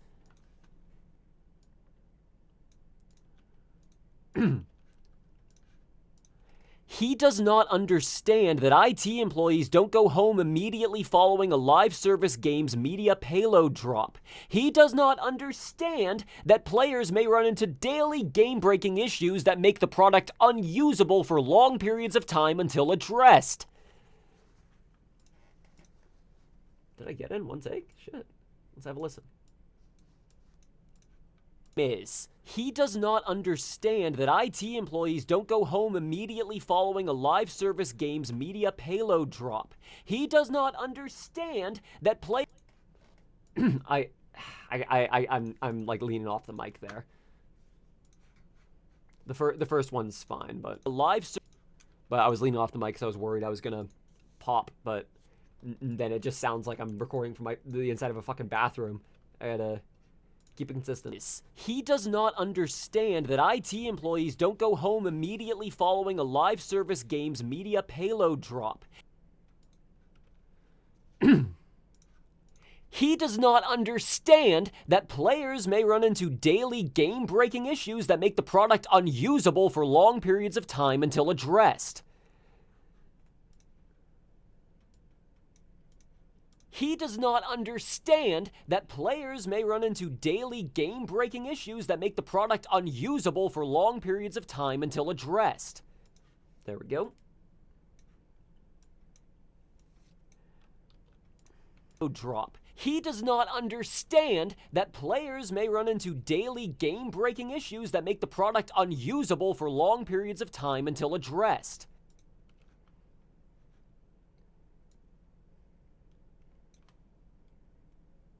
Payday is fixed now. Okay, and then this is where I'm going to play the infamous "We Fix That Now" audio, which, if for anyone who hasn't heard it. Yeah. Thank you.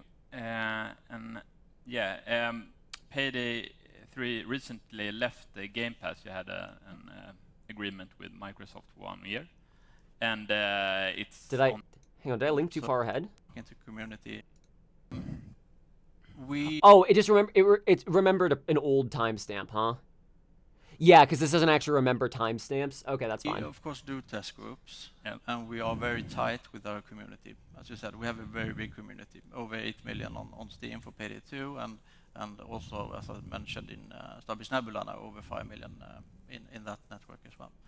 And of course, we want to be very tight with them.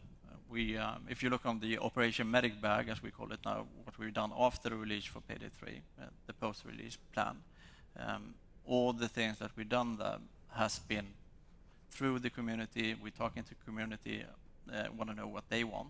But in addition to that, we also need to see what can we do with the game that also improves it from Starbase perspective, of course. We did that during the development of Payday 3 as well. But it is tricky. It's always a matter of prioritizing. You can't do everything. You also want to do something new and something different compared to before to attract new consumers as well. And that's maybe where we took it a little bit too long. So we moved a little bit away from what the community expected based on Payday 2. So we fixed that now over the last year. So I think we are kind of back to core where we should be with Payday at the moment. The thing he is trying to convey, he would be able to convey because Adolf was able to convey it if he understood what the product was. The thing he is desperately trying to convey in that word salad is we went a different direction than our player base was expecting us to go. We work with the player base for what these games are supposed to be, but ultimately our vision that we had planned ahead for our DLC drops was not what they were expecting. So we are now course correcting to go more in the direction of what the players were expecting. And now we're on track for that. So we have corrected that issue. That's what he's trying to say there. But instead it comes out as, so the game's community is big and was expecting something else, and there were the tracks, there were different, there's one track and there's another track, and we were on, and we fixed that, we're back on track now, and we're back. Yeah, and he literally said we're back. I'm not going to splice that, so I'm just going to include like a probably a little bit of a word clip there of him saying like, off the track what they expected from Payday 2, so we fixed that now. Again, he would be able to convey this information if he understood what games are, but he doesn't, because they're just like, I don't know, it's the service Payday. It does the thing. It's a bank robbing thing or something, I heard. It's like Heat, right? I heard about that movie once. Robert Downey Jr. in Heat, right? That was him, pretty sure. Periods of time until addressed. So I'm going to leave this clip here. I think we're back to where we need at Payday. So right here will be where the clip is. So I'm actually just going to have a long gap here for myself for later. Well, if I fucking clear my throat in it, it's not a gap, is it, dipshit?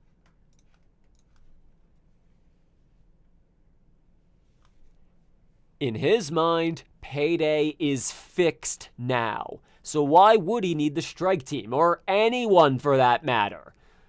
So why would he need so why would he still need the strike team? Or anyone for that matter?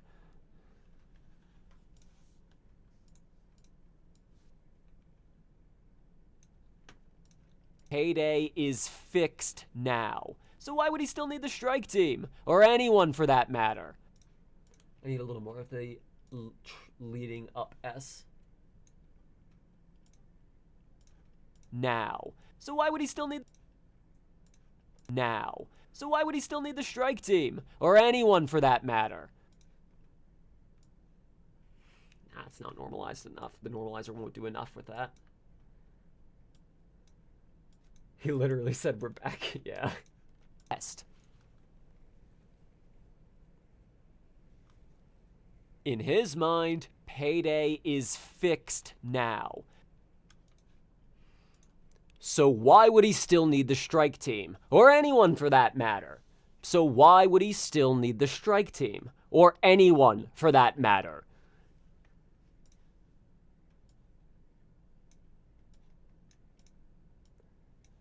And then Ozzy is gonna read this for me. Is gonna read this quote for me. Now. So why would he still... Now. So why would he still need the strike team? Or anyone for that matter? After a fashion, the Payday 3 video is out, and it's about Payday as a franchise and Starbreeze as a company. The random character. Yeah, that one that I will shoot you a link towards. If you want to hear me talk about Payday, there's a 3-hour-long video about me talking about Payday there. I also did a documentary about Raid World War II. If you are interested in hearing from Ilya Petrusic, the level designer for Payday the Heist and creative director on Raid World War II, there's also... One of your gamer friends just found Payday 2 and dragged back into it recently. This is timely. I'm glad to see that there are still new players getting into the community, because I was worried about how much it might have been stagnating. But nah, it does seem like it's getting a healthy, like incoming and outgoing of people. Like, it's just surviving as its own thing. In his mind, Payday is fixed now. So why would he still need the strike team? Or anyone, for that matter? So, what we are recording right now is an audio track for an article that I wrote, because that's a thing I do since I stopped doing Payday 2 as my main thing on YouTube. I've become a writer, I do investigative journalism, and I looked into what happened with the firing of the French team at Starbreeze after Payday 3's launch, and insider trading. Insider trading. Oh, cool. And I am recording an audio track for that right now, so it's something that can exist in cohesion with the article, so you can listen to it while reading it, or you can just listen to it as its own podcast track without having to actually, because it's long. I mean, we're at 47 minutes right now. This article is long. It's dense. There's a lot of material in it. Strike team, or anyone for that matter. Okay. Let's get back to...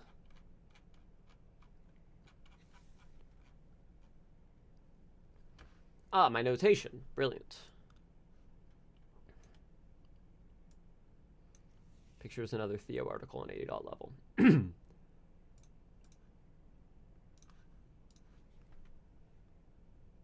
Pictured is another Theo article on 80 level. Pictured is another Theo article on 80 level. Exclusive Payday creator Starbreeze lays off the entire French team. It goes on, Starbreeze management's approach to handling the termination seems to be violating French labor laws.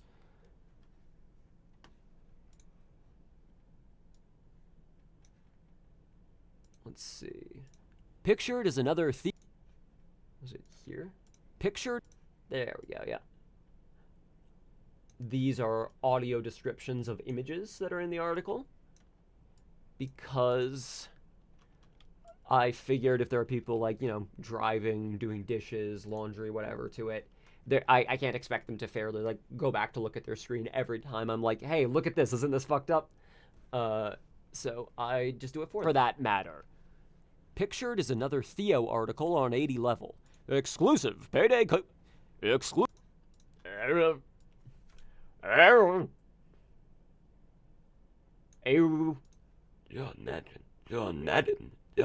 Level. Exclusive payday creator Starbreeze lays off the entire French team. It goes on, Starbreeze management's approach to handling the termination seems to be violating French labor laws. No mention the most important part of the article, speech graphics lady. I went back and forth. Actually, no joke. I was sitting there staring at that face like, how would I describe this in a way that's funny, but not just making fun of a face? Like, I think this is really only a joke that works if you can see it. Or if, like, it... I don't think there's a way I could describe it that wouldn't just sound like negging a random woman. And it would be, like, also breaking from the pace of the article. So I ultimately decided, nah, it's not worth including the joke. That's purely for people, like... There's a bunch of jokes that are in the descriptions of the images there that I'm leaving just for people who are going through and reading the full article for themselves, because it works better as an aside joke instead of part of the audio track. French labor laws. It's definitely a joke that only works visually. Yeah, I know you're shitting there, but no joke. I was sitting there going, how do I describe this? Okay, so big old gap where Austin will record some audio. These people were, by all accounts, a key factor to get Payday 3 playable today and were still needed to fix ongoing issues. Sorry, I'm turning to Phoenix there, shit. And you're still needed to go on ongoing issues. But doing I did not process how long of a gap we had in the streams between Apollo Justice and Phoenix Wright Dual Destinies. Literally the whole Biden administration, but also, like, fuck. Like 4 fucking years of not doing those and then picking up, like, just moving along, and I look like a different human being in the videos for it. It kind of messed with me a bit, being like, oh my god, it was that long between these two things. That much shit happened. Wow. These people were, by all accounts, a key factor to get Payday 3 playable today and were still needed to fix ongoing issues. When employees would point out to Mats that...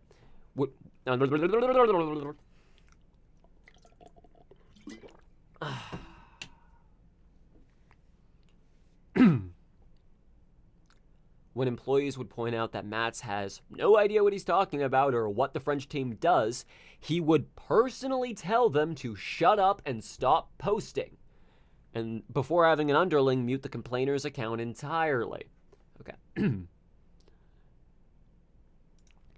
When employees would point out that Mats has no idea what he's talking about or what the French team does, he would personally tell them to shut up and stop posting, before having an underling mute the complainer's account entirely.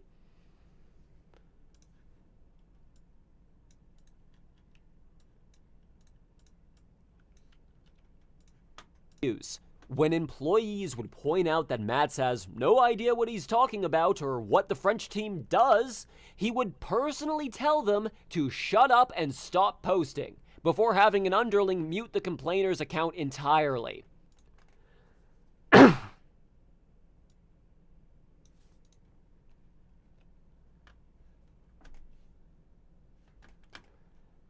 Mats thinks the discussion should be held in the proper channels, rather than the crew talking about the crew and crew. Mats thinks the discussion should be held in the proper channels, rather than the crew talking about the crew and crew.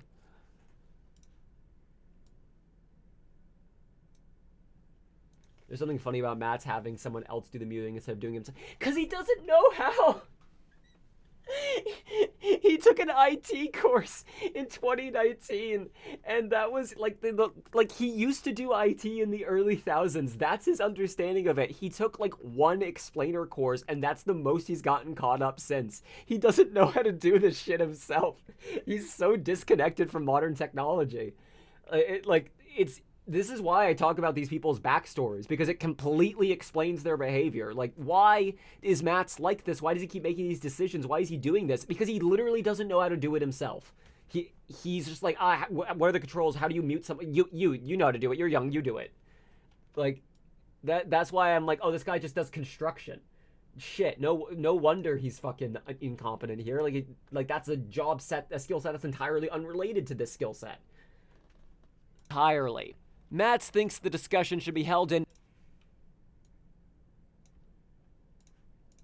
Mats thinks the discussion should be held in the proper channels, rather than the crew talking about the crew and crew.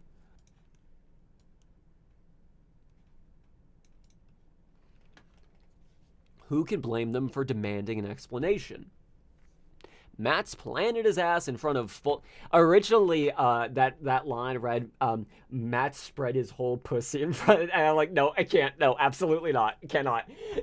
Like put his whole pussy into it. Like, no, absolutely 1000% no. I cannot say that. But I do want us to all know that was the energy I was going into this line with. Like, he put his whole pussy into this because he did not understand what he was doing. Who can blame them for demanding an explanation? Mats planted his ass in front of full-time Starbreeze employees maintaining the company's flagship, friends of the rest of his staff, and essentially said to them, us here over at Starbreeze don't need you anymore. Us here over at Starbreeze don't need... I can re-record that last bit. Us here over at Starbreeze don't need you anymore. Us over here at Starbreeze don't need you anymore. No, I gotta really emphasize what I'm trying to say there. Us over here at Starbreeze don't need you anymore. Like, the point is that he is acting as though there's a distinction. They're not. They're employees. What are you talking about? I wonder if I will ever get a chance to use the audio I have from that Starbreeze HR meeting. That would be funny.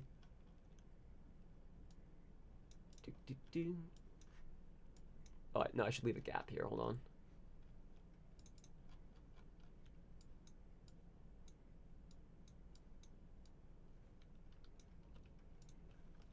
Crew and crew.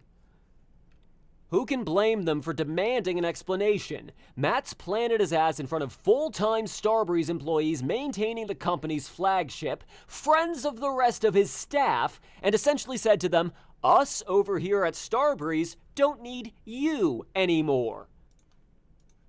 Friends of the company's flagship, friends of full-time Starbreeze employees maintaining the company's flagship, friends of the rest of his staff, and essentially said to them, us over here at Starbreeze don't need you anymore. Yeah, that's what the problem is he was acting like they weren't actually employees, which is illegal. That's a crime, dude. You did a crime. Who can blame...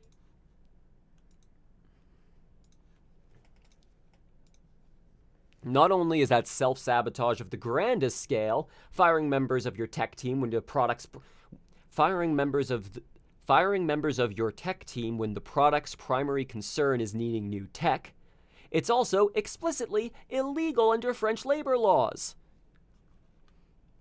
Not only is that self-sabotage of the grandest scale, firing members of your tech team when the product's primary concern is needing new tech, it's also explicitly illegal under French labor laws.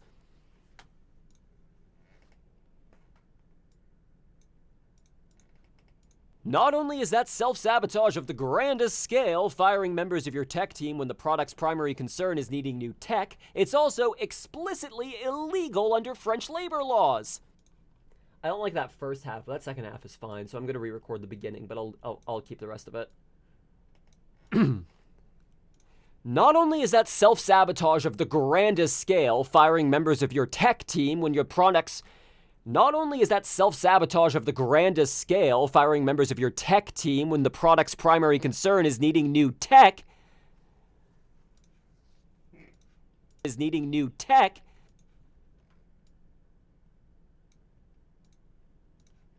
Not only is that self-sabotage of the grandest scale, firing members of your tech team when the product's primary concern is needing new tech...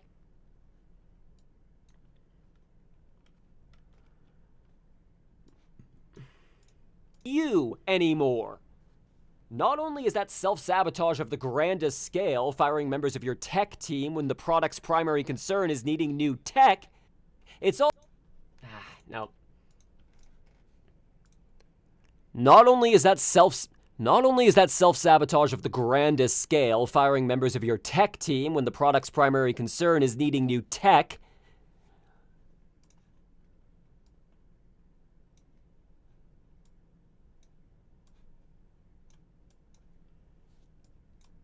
We're getting there. We're getting there. The product's primary concern is needing new tech. It's also... new tech. It's also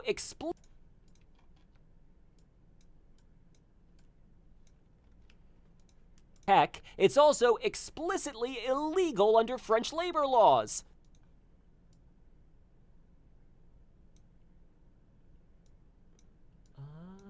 Again, I shall ask you this once again. 4. Not only is that self-sabotage of the grandest scale, firing members of your tech team when the product's primary concern is needing new tech, it's also explicitly illegal under French labor laws. Mats was restructuring Starbury staffing, but doing so would legally require him be engaging in multiple rounds of negotiations with the French team to try and find them new positions. Okay. Mats was restructuring Starbury staffing, but doing so would require him be engaging in... Mats was restructuring Starbury staffing, but doing so would require... Fuck. Legally require.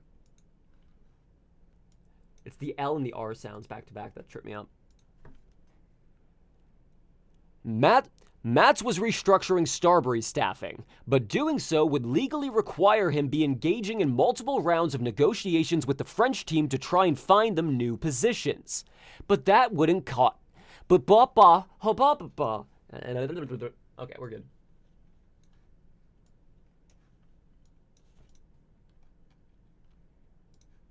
Mats was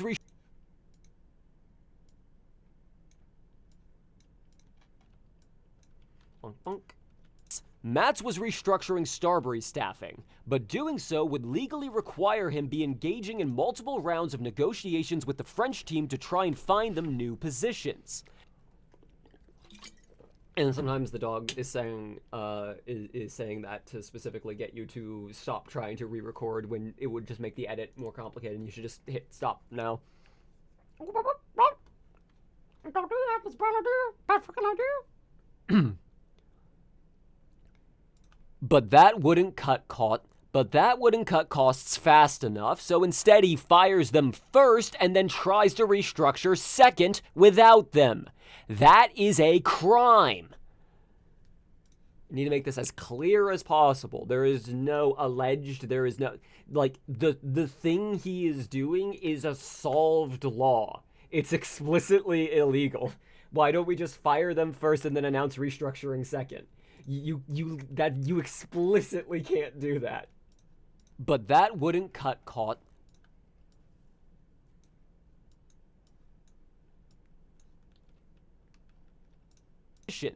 But that wouldn't cut costs fast enough, so instead he... What the fuck? But that wouldn't cut costs fast enough, so... I don't like that. I don't like how that sounded. Fast. That sounded a little weird. But that wouldn't cut costs fast enough, so instead he fires them first and then tries to restructure second without them. That is a crime. That is a crime.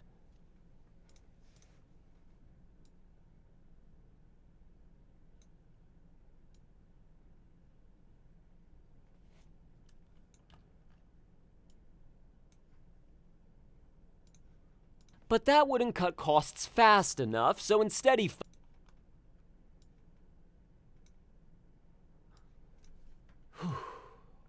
We're getting there. We're getting there, chat. We're getting there.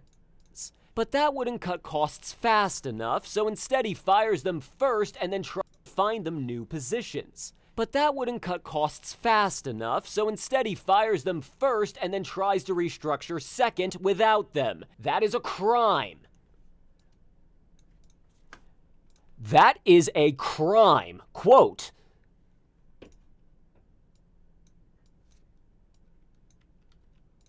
Them. That is a crime. Quote.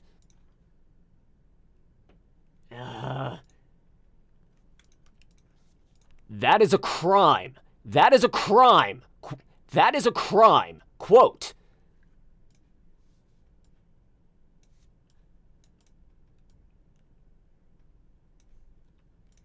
Them. That is a crime. Quote. Where's the emphasis supposed to lay? That is a crime. Maybe? No. That is a crime. Yeah, there it is. That is a crime. Quote.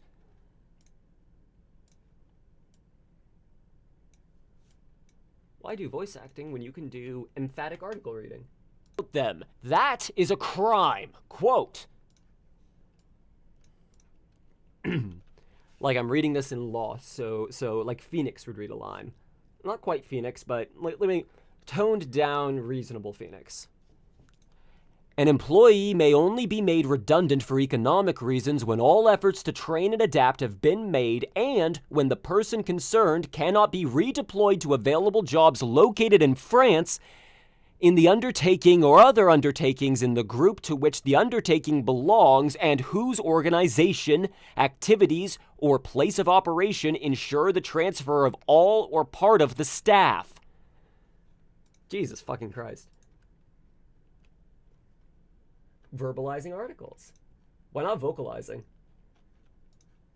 France, I was taken. In the undertaking.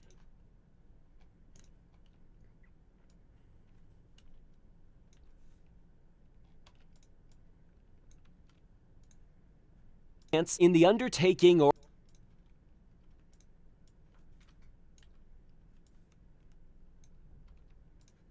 in the undertaking or other undertakings in the group. Oh, that peak. I don't like that peak. I'm not a fan of that peaking. Okay, that was a cold read. I'm going to read one more time. An employee may only be made redundant for economic reasons when all efforts to train and adapt have been made, and when the person concerned cannot be redeployed to available jobs located in France in the undertaking or other undertakings in the group to which the undertaking belongs and whose organization, activities, or place of operation ensure the transfer of all or part of the staff. That is a crime. Quote. An employee may only be made redundant for economic reasons when all efforts to train and adapt have been made, and when the person concerned cannot be redeployed to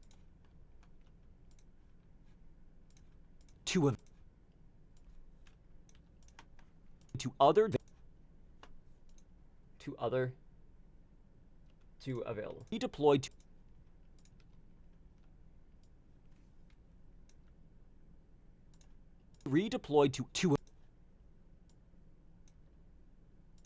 Redeployed to available jobs located in France in the undertaking or other undertakings in the group to which the undertaking belongs and whose organization, activities, or place of operation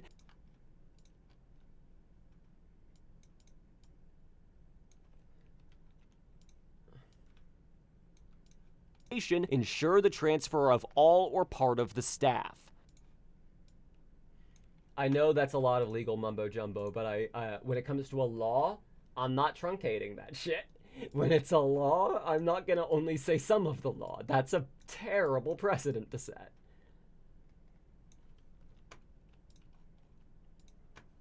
He fires them first and then tries to restructure second without them. That is a crime. Quote, an employee...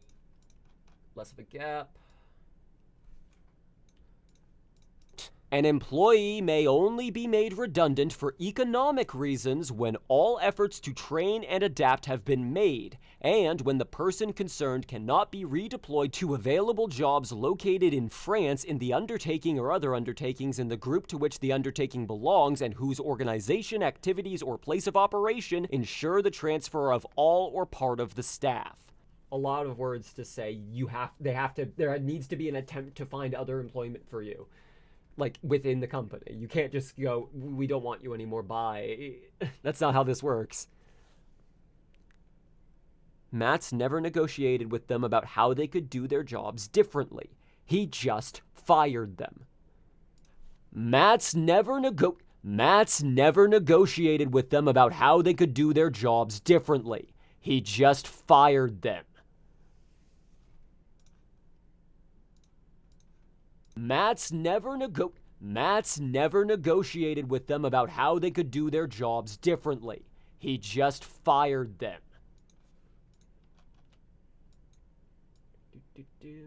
I like that it specifies the alternate roles need to be in France. Yeah, I mean, I get what because it's like super explicit law, but I do like the idea of a fun loophole for a labor law in a country of I go to another country. And like Interpol being like, so that's trafficking, that's a whole new kind of crime. Part of the staff. Matz never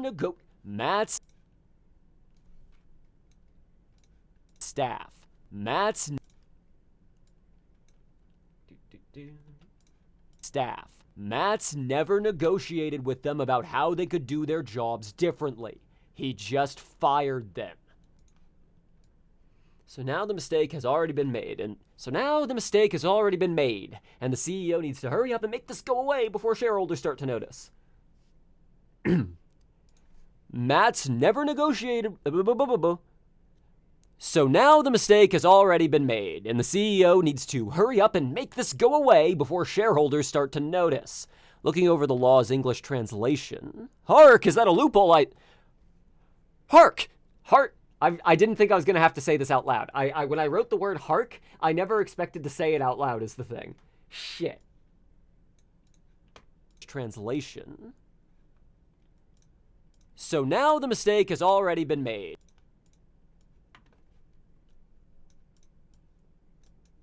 I never thought I was going to have to say it out loud. It sounds so stupid when I say it out loud. No. Fired them. So now the mistake has already been made, and the CEO needs to hurry up and make this go away before shareholders start to notice. Looking over the law's English translation. Ark! Is that a loophole I see? Ark! Is that a loophole I see? For economic reasons? Hang on, does that mean if Starbury's claims they're for non-economic reasons, then the firings were legit? Not really, but it might still be enough to cast doubt over the whole affair, just so long as nobody admits that costs of having a corporation in France are too high. That costs of having a corporation in France are too high. That costs of having a corporation in France are too high.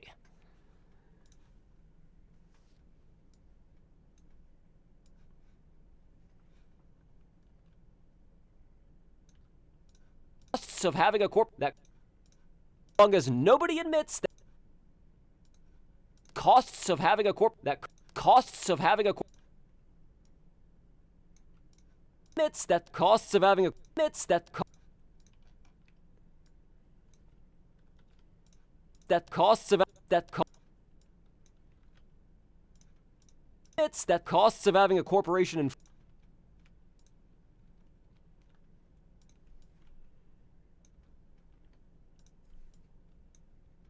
somehow it escaped my attention earlier that that with the image, that line is repeated verbatim, not twice, but 3 times. Yeah, because I really want to drive home the crime that's happening here. And the part where they're like, it's too expensive to keep hiring these people, so we're going to fire them, is the crime. So I really want to drive home where they admit to the crime in writing. Costs of having a corporation in France are too high.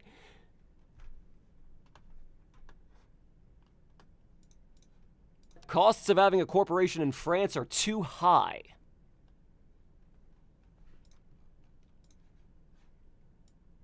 Okay, let's hear how this sounds. Narc is... Narc!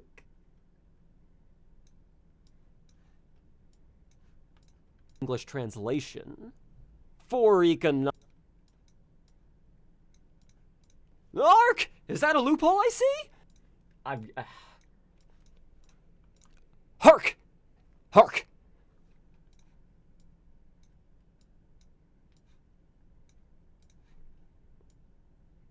I don't know why I said like Richard Nixon, but... Hark! Hark! Hark! Nope. Hark! Hark! Hark! Hark! Hark! Hark! Hark! Hark! Hark! Maybe read it the same way Dan Backslide says hark and Dover boy. That does not mean, that does not, that those words are familiar, but not in that order.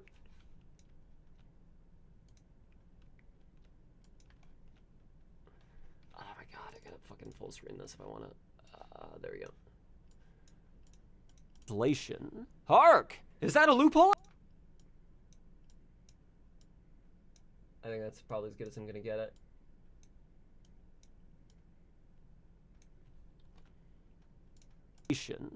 Hark! Luigi, look! It's a legal loophole. Hark! Is that a loophole I see? No, Luigi, that's not a loophole. It's a violation of French labor laws, Luigi. You didn't write them. Over the law's English translation. Hark! Is that a loophole I see? For economic... Let's truncate this. See? For I see? For economic reasons. Hang on, does that mean if Starbury's claims they're for non-economic reasons, then the firings were legit? Not really, but it might still be enough to cast doubt over the whole affair, just so long as nobody admits that costs of having a corporation... I'm gonna re-record that whole last bit, fuck it. Not really, from not really. Firings were legit.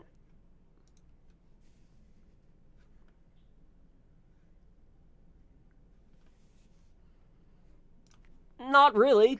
Not really, but it might still be enough to cast doubt over the whole affair, just so long as nobody admits that the costs of having a corporation in France are too high.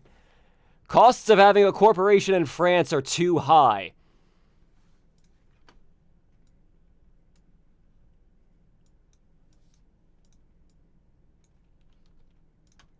Firings were legit? Not really. Not really. Legit? Not really, but it... Firings were legit?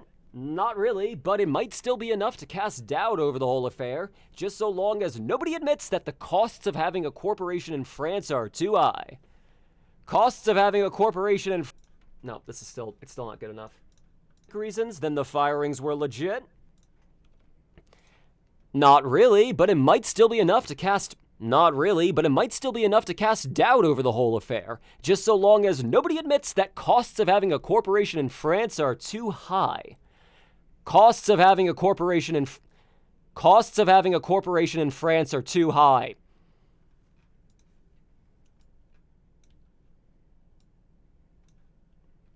There's a universe out there where they kept going with the gravelly Brooklyn accent for Mario, but it's Happy Go Person. You know what? I would like that future, actually. I just want you to know, Luigi, that was a really scary mansion you were in, but I'm so thankful that you saved me from that series of paintings. I love you, Luigi. I love you because you're my brother, but I love you for also the things that you do. Like, I know it's easy for me to say I love you because of the familial ties, but I just want you to know that, I love you like I would a person I had never met before and a friend. I love you, Luigi. I'm just so proud of you. Not really, but it might still be enough to cast. We're legit? Not really, but it might still be enough to cast doubt over the whole affair, just so long as nobody admits that costs of having a corporation in France are too high. Costs of having a corporation in France are too high.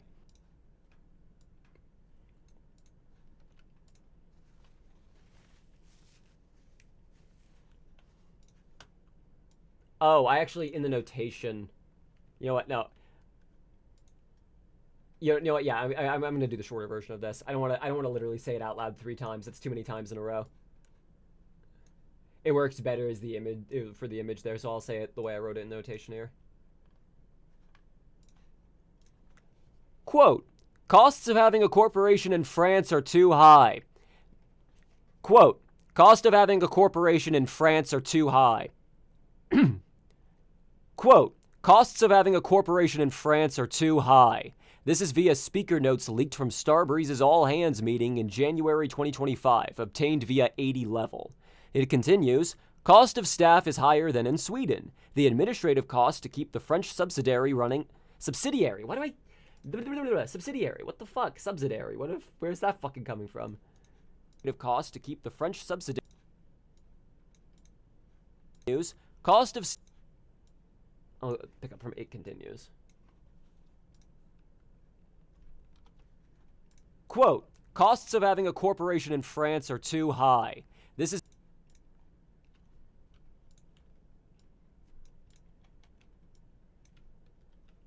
high. Quote, costs of having a corporation in France are too high. This is via speaker notes leaked from Starbreeze's all-hands meeting in January 2025, obtained via 80 level. It continues...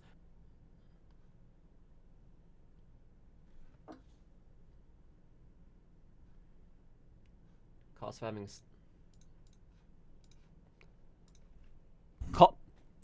Cost of staff is higher than in Sweden. The administrative cost to keep the French subsidiary running is high. We have investigated other solutions to keep jobs in France, for example through a third-party company, but limitations in French labor law makes it very difficult.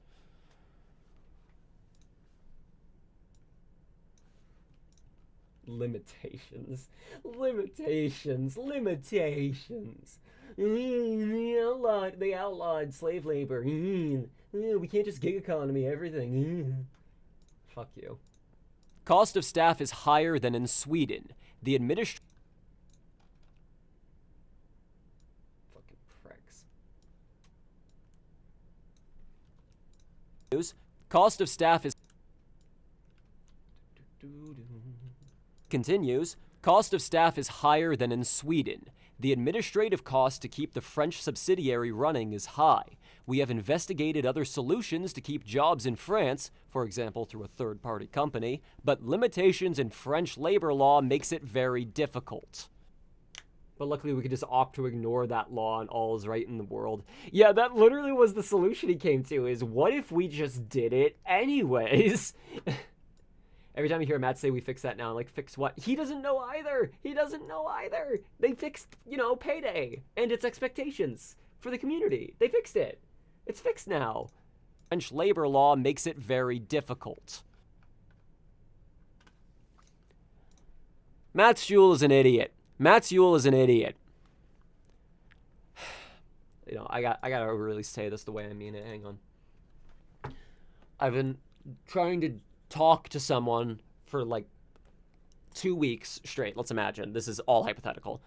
About how stupid this fucking guy is, and I have been unable because of decorum to say what I actually feel about this guy, and I'm really frustrated at that. And I have had enough of trying to talk circles around, well, he just didn't know or couldn't know. And the thing I'm actually trying to convey to you is that Matt Sewell is an idiot. Matt Sewell is an idiot.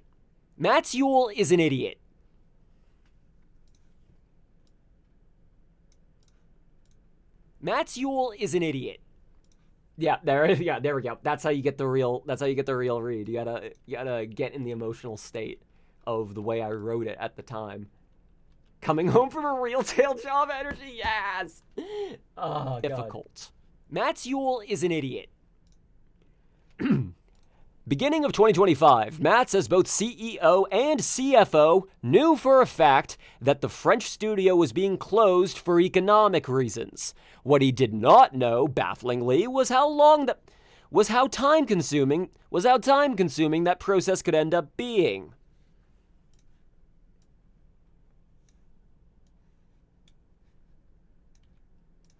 Being closed for economic reasons.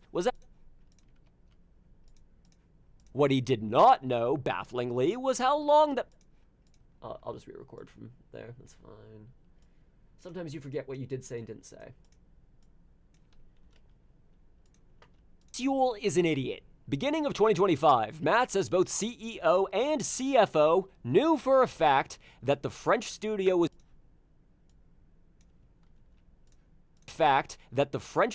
was... being closed for economic reasons. What he did not know, bafflingly, was how time-consuming that process could end up being. So he needed to figure out a justification to get rid of those people quicker. His excuse? Coronavirus. Coronavirus. Coronavirus. Coronavirus. Coronavirus. Coronavirus. Hang on, I can see how far away I was on the mic. One more time on that. What he did not know, bafflingly, was how time-consuming that process could end up being. So he needed to figure out a justification to get rid of those people quicker. His excuse? Coronavirus.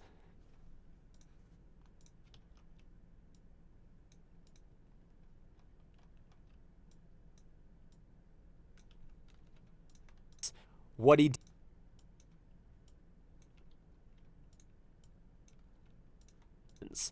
did not know, bafflingly, was how time-consuming that process could end up being. So he needed to figure out a justification to get rid of those people quicker. His excuse? Coronavirus.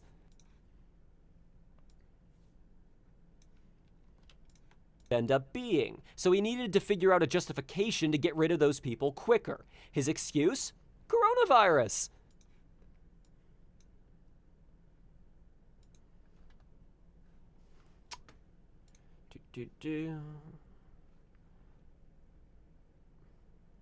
Yeah, I described this letter throughout the article here, so my notation's a little further down, so just keep going. When you work in Sweden, anywhere that isn't Stockholm is remote. So when you work in Sweden, anywhere in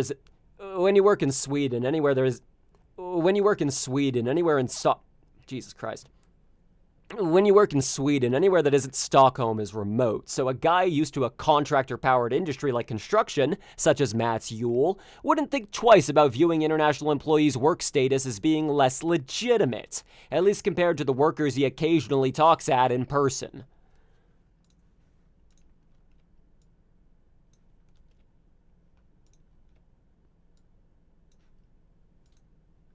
When you work in Sweden, anywhere that isn't Stockholm is remote.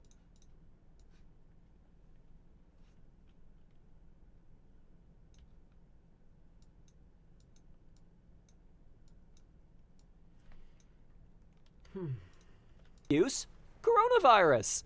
When you work in Sweden, anywhere that isn't Stockholm is remote. So a guy used to a contractor-powered industry like construction, such as Matt Yule, wouldn't think twice about viewing international employees' work status as being less legitimate, at least compared to the workers he occasionally talks at in person. Using at that way is something I picked up from It's Always Sunny in Philadelphia.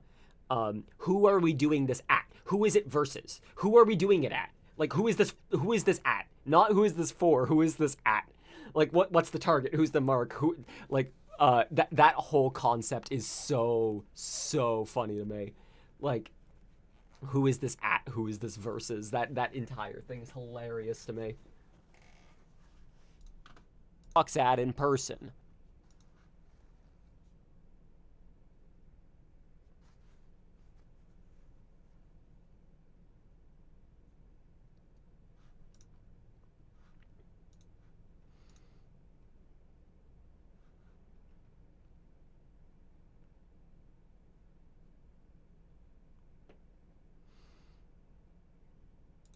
It's a painfully linear way to look at cost saving. Employees near cheap, employees far expensive. It's a painfully linear way to look at cost saving. Employees near cheap, employees far expensive. Regardless of how important their job, regardless of how the whole thing over again. Nope, one more time, back with a new rhyme. Hey, here we go again. It's a painfully linear way to look at cost saving. Employees near cheap, employees far expensive, regardless of how important their job is to the company's continued existence. So close. It's a painfully linear way to look at cost saving. Employees near cheap, employees far expensive, regardless of how important their job is for the continued company's existence. So close. One more time. It's a painfully linear way to look at cost saving. Employees near cheap, employees far expensive, regardless of how important. Holy shit, why is this one so hard for me? Good fuck. Once I get to the end of this paragraph break, before we get to Sokol's call, I'm gonna take another smoke break.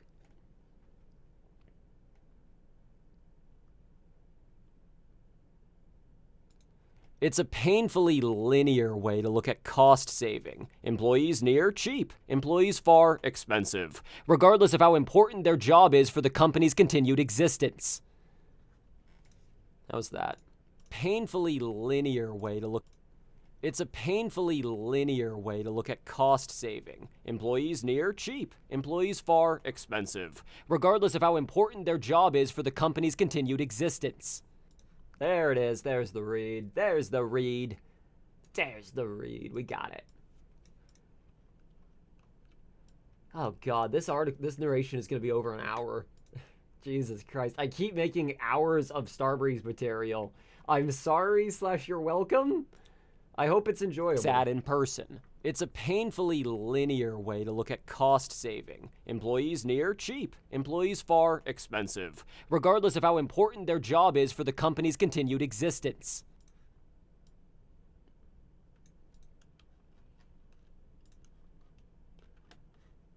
Where did I start today even? Let me actually clock that real quick before I forget. Blender or whatever. Let's continue. Pictured as Matt's up there, yeah, okay. So 40, oh my god, yeah, we got over 10 minutes done already today. It doesn't sound like a lot, but you're hearing all these retakes. I gotta make sure I say this right. Like, if I'm doing narration for a video and I were to do something like, where I say, regardless of how important their job is to the company's continued existence, I would have just left that in. I mean, like, yeah, it's fine. It means the same thing. I'll just change the wording in the script and be done. Like, it sounds good, means the same thing, and I'm happy with it. I'll move on. But when it's the article, like, if I say a word that's not there, that's terrible. That's bad. If I'm saying a word that's not there, it's because I'm describing something else. I can't expect you to just know what I meant in the body of the text. Employees far expensive, regardless of how important their job is for the company's continued existence. Management cannot measure the work because they do not understand the work. All Mats cares about is reducing costs and headcount.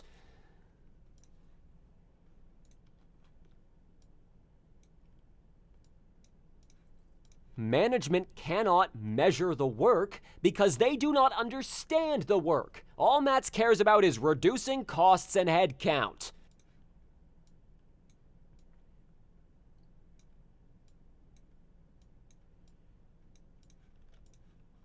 Management cannot measure the work because they do not understand the work. All Mats cares about is reducing costs and headcount. So using his big business brain and passing understanding of French, Mats had a letter circulated among his victims. Hang on, no. Actually, that's fine, yeah. Here. So using his big business brain and passing understanding of French, Mats had a letter circulate. One more time. It's a little hot. So using his big business brain and passing understanding of French. Where the fuck am I? So using his big business. So using his big business brain and passing understanding of French, Matt's had a letter circulated among his victims, in which he's cooked up a new claim. The French firings weren't economic in nature, they were just the natural conclusion of COVID-era remote work policies coming to an end. An end.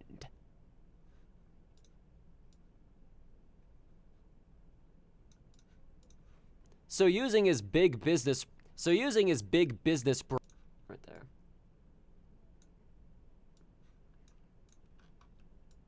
Can we get through the rest of it?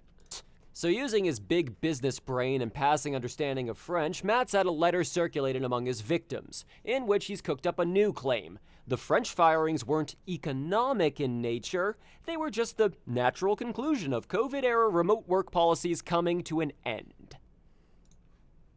And then here's notation.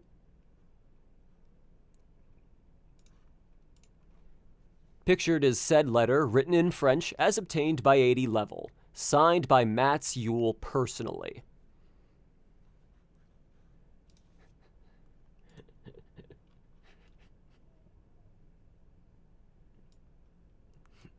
Yeah, BBB, big business brain. Yeah, that's it. Whoa, what the fuck did I just do? Oh, goddamn, I just scrolled the scale. That's it. Fixed. Pictured is said letter, written in French. Wait, no, that's right. Leave the gap there. Pictured is said letter, written in French, as obtained by 80 level, signed by Mats Yule personally.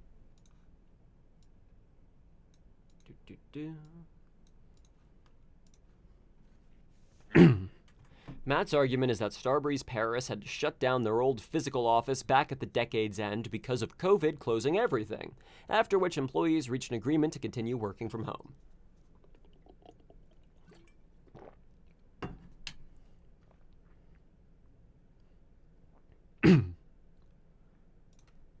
Matt's argument is that Starbreeze Paris had to shut down their old physical... Matt's argument is that Starbreeze Paris had to shut down their old physical... Jesus.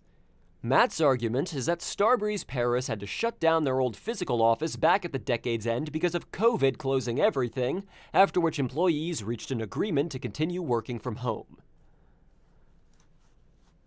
Why are those peaks so high? What the fuck? Matt's argument is that Starbreeze Paris had to shut down their old physical office back at the decade's end because of COVID closing everything, after which employees reached an agreement to continue working from home. This is why you can't just use peaks and levels to edit audio. You have to really understand what's being said there, because sometimes I'll see something that looks to me like it's peaking the audio completely, and it's just fine. It's just fine. It's just the letter A. It was just for some reason it went up and then down, but there's no sound there. It's fine. Matt's argument is that Starbreeze Paris had to shut down their old physical office back at the decade's end because of COVID closing everything, after which employees reached an agreement to continue working from home. Time passes and lockdowns come to an end, but some of those staff understandably want to keep working. Time passes and lockdowns come to an end, but some of those staff understandably wanted to keep remoting in. Why are these so loud? Did I move the mic closer? What the fuck? It looks, or did I just not adjust the, did I adjust the scale too?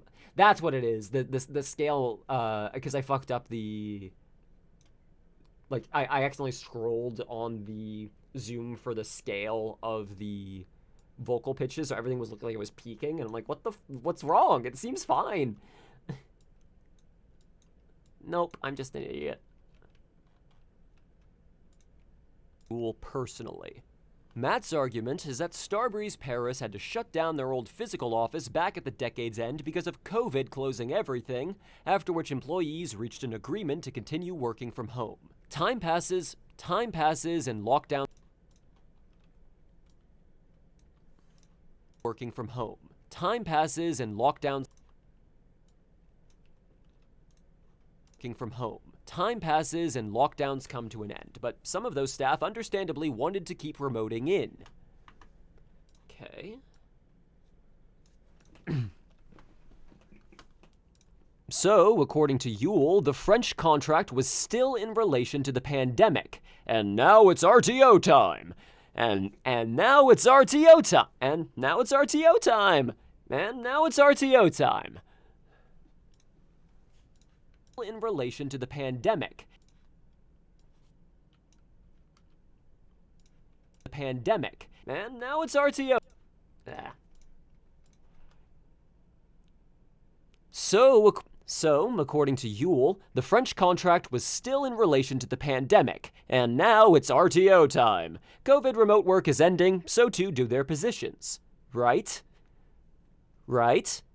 Right? Right?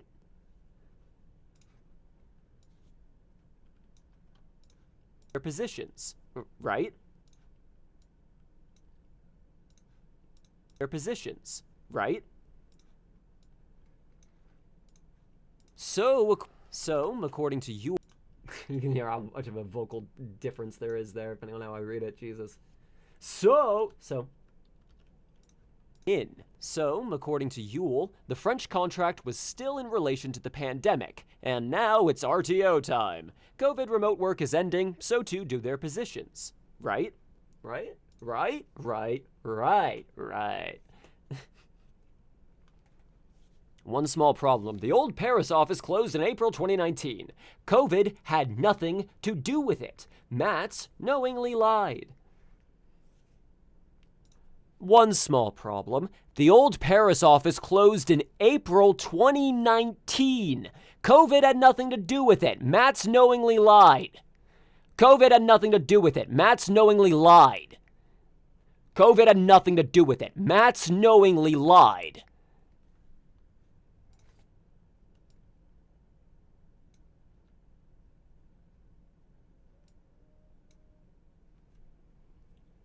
Hey, so y'all, I'm thinking about, I can hear my neighbors, like, chatting and doing stuff. If that's gonna be happening, it's chill. Like, it's fucking the middle of the day on a Wednesday, that's fine. But if it's gonna pick up on the mic, I might have to call it, sooner than I would like. If I do that, I'm not going to be streaming the rest of this recording. I'll do it on my own time. But I'm just letting you know ahead of time. There may be a chance I'll call this earlier, depending on if that keeps up. It's okay if it does. It's their right to do it. One small problem. The old Paris office closed in April 2019. COVID had nothing to do. That's a little too aggressive, I think. One small problem. The old Paris office closed in April 2019. One small problem. The old Paris office closed in April 2019. COVID had nothing to do with it. Mats knowingly lied.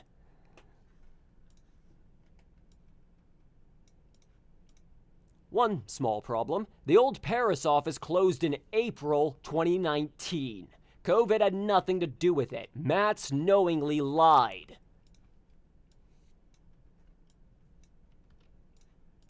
Right? One small problem. The old Paris office closed in April 2019. COVID had nothing to do with it. Mats knowingly lied. Knowingly lied. That's a pretty bold lie to attempt to, by the way. That, like, well, you remember all that COVID that happened, and, like, I think the gamble he was taking is he saw 2019 and was like, hopefully, because it was, like, end of the year when that started, like, around December when it started in Europe, maybe it'll be fine. Maybe people won't notice. But no, dude, that was April. That's way too early. COVID-19 was not a thing that was spreading yet. It was not in the minds of the public at all. Nothing to do with it. Mats knowingly lied.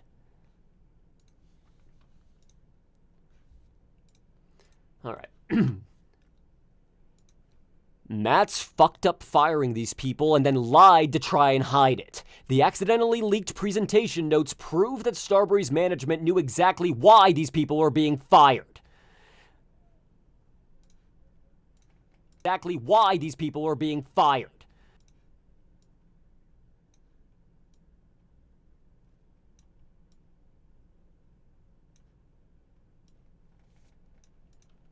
COVID had nothing to do with it. Mats knowingly lied. Matt's fucked up firing these people and then lied to try and hide it. The accidentally leaked presentation notes prove that Starbury's management knew exactly why these people were being fired. Management, which would include the chief executive officer and chief financial officer, or if it didn't, that'd be frankly just as concerning because that was his jobs.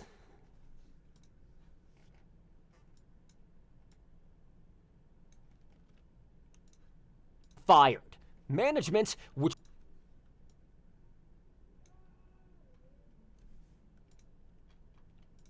people are being fired. Management, which would include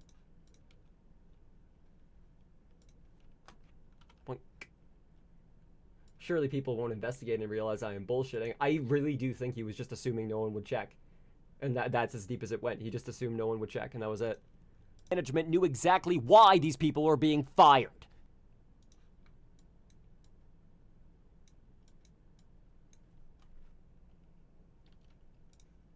People are being fired. Management, which would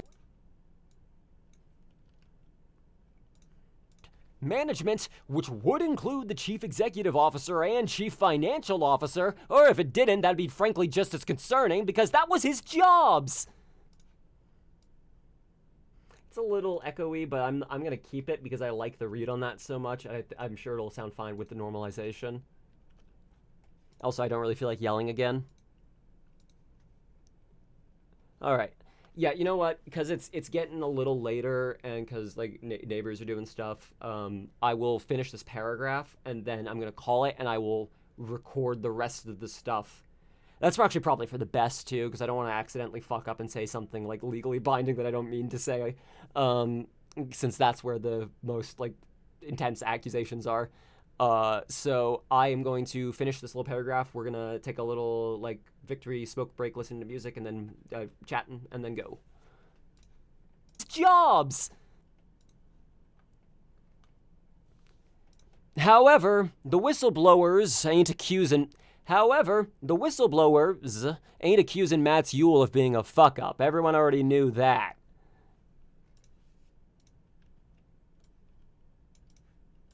However, the whistleblowers ain't accusing Matt's Yule of being a fuck-up. Everyone already knew that. Jobs! Jobs! However, the whistleblowers ain't accusing Matt's Yule of being a fuck-up. Everyone already knew that.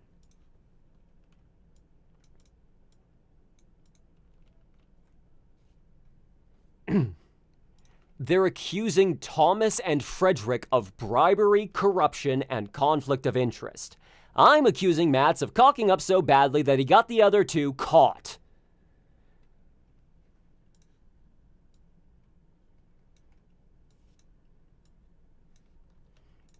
Already knew that. They're accusing. Already knew that. They're accusing Thomas and Frederick of bribery, corruption, and conflict of interest. I'm accusing Matts of cocking up so badly that he got the other two caught. I'll record that last bit. I'm accusing Matts of cocking up so badly that he got the other two caught.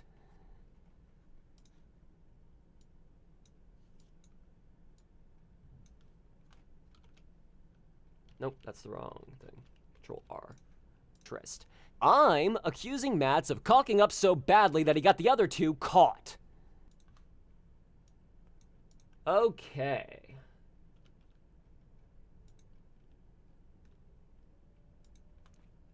We are going to stop there, and I will do the rest of it on my own time.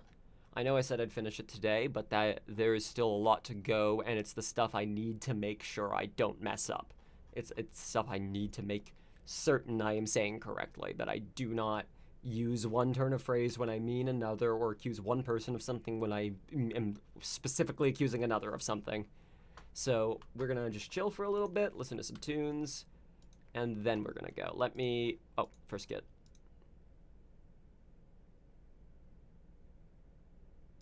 There we go, some room noise.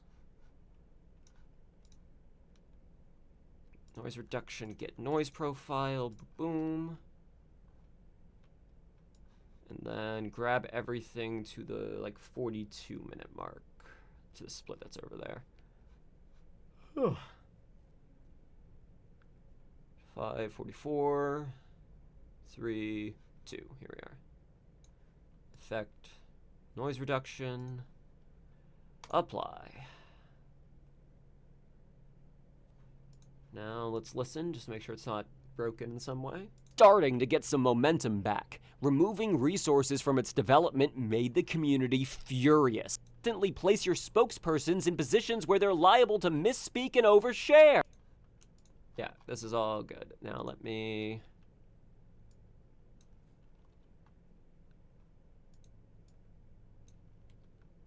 That's right. What's the clips thing that I need to do? Clips.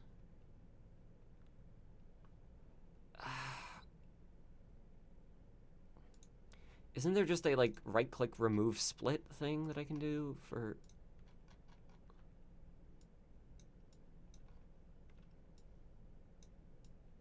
Or I could just do it this way. No, I'm not going to do it that way because that will offset the timing of literally everything. The rest. I know you can't see what I'm doing, but it'll only take a second to fix it. Clips. How do you do that again? God, I got used to Vegas again, and now I'm like... Is it just... Tracks, maybe... Edit. Audio clips. Join. Control J. That's the shortcut. That's it. Control J. Join. There we go. Jesus Christ. You ever have like a brain fart about the same software you've been using for like 12 years?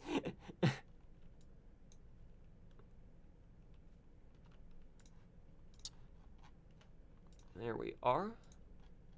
I fixed that now. Well, you see, I escaped. I will no longer be working for Starbreeze, and I will be doing Ticketmaster again.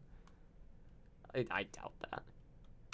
I'm still putting my bets on Matt Sewell is going to leave Starbreeze by the end of the year. That I'm staking my claim that Matt is going to realize what he has done, not necessarily to the community, but rather that his lack of understanding about the medium has caused damage. And I do think he's at least competent enough to go, well, I should probably go somewhere where I understand what I am doing. At least that's my take on it. I would not be surprised if he resigns at some point.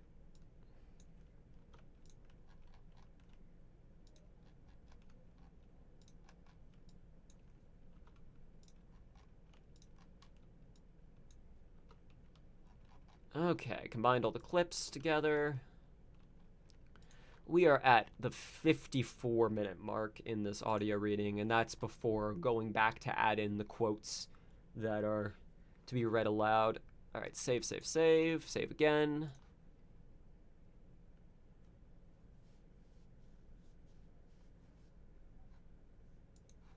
And save one more time. Cool, cool. Let's listen to some tunes and chill. Funny.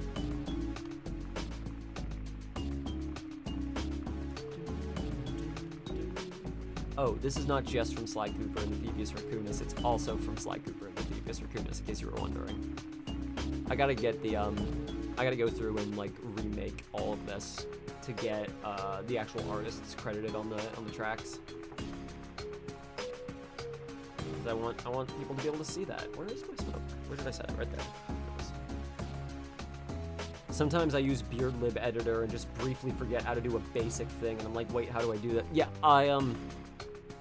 I did set aside, like, a solid 10 minutes to just staring at Vegas and trying to remember what keyboard shortcuts were before biting a bullet and looking them up, and then having that feeling like, wait, no, I remember these, like, as I'm reading them, which I know is my brain lying to me.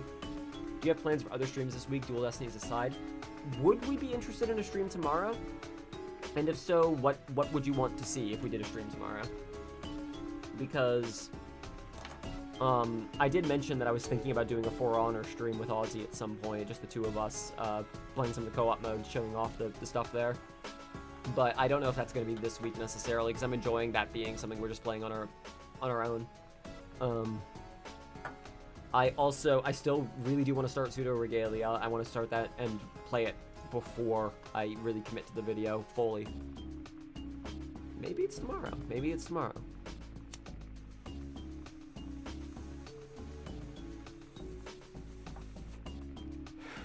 I have learned more about a game I was thinking about getting back into at some point, but ultimately decided not to after reading about the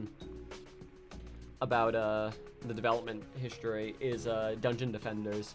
I was one like, it's still getting updates, man. Maybe I'll check it out. And then I look into what Chromatic Games was doing, and how they were treating their female coworkers, and how they were getting free labor from people, and yeah,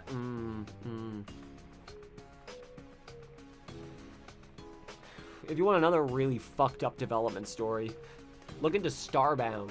Look into how that game got made. Holy fucking shit. I don't know if that was on stream when I learned about that, but then I read into it. I think it was actually Ace who told me.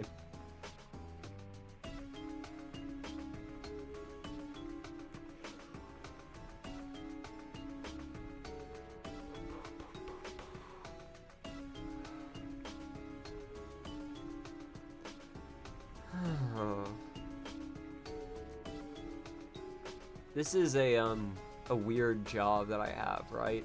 I contempt being an influencer, but it's a required part of it. That Terraria light game, right? You are. You were correct about that. A bunch of free labor from doing prove yourself worthy tests, and we're just gonna take that and carry it forward.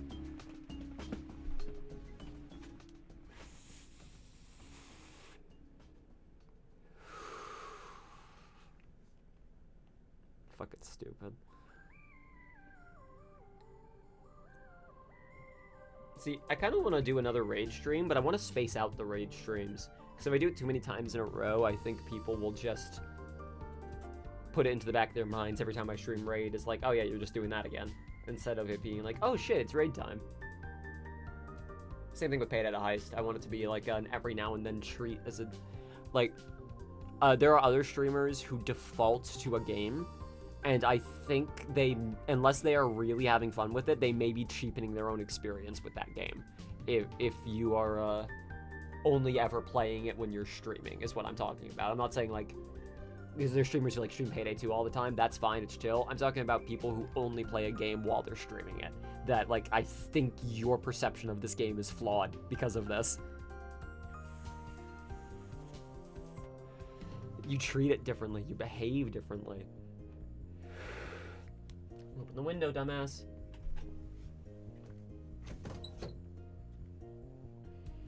Let me delete all the notation I don't need anymore.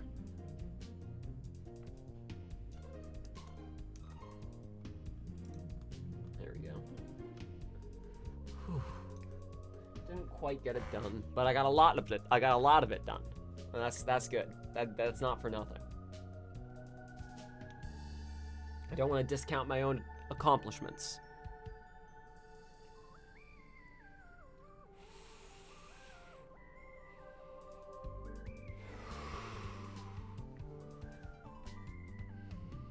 Whew. Tomorrow is Silk Song, isn't it? Shit, hold on. I'm not playing that myself, and I'm like, hang on, do I want to stream tomorrow? It seems like it might be a bad idea. I'll definitely be able to stream Saturday. I'll be free Saturday, and Austin's not going to be here, so I'll have to come up with something. Speaking of Payday, we have Beardlib for Payday the Heist now. Oh, shit!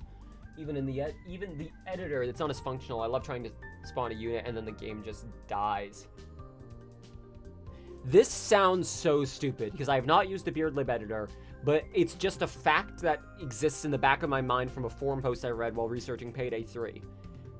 Is there a 3D visualizer for the editor, or is it just in-game? Is it like a UI and then in-game things happening? Because I've seen that before, of just like having a Lua-based UI element that hooks into the game, which you know, Beardlib.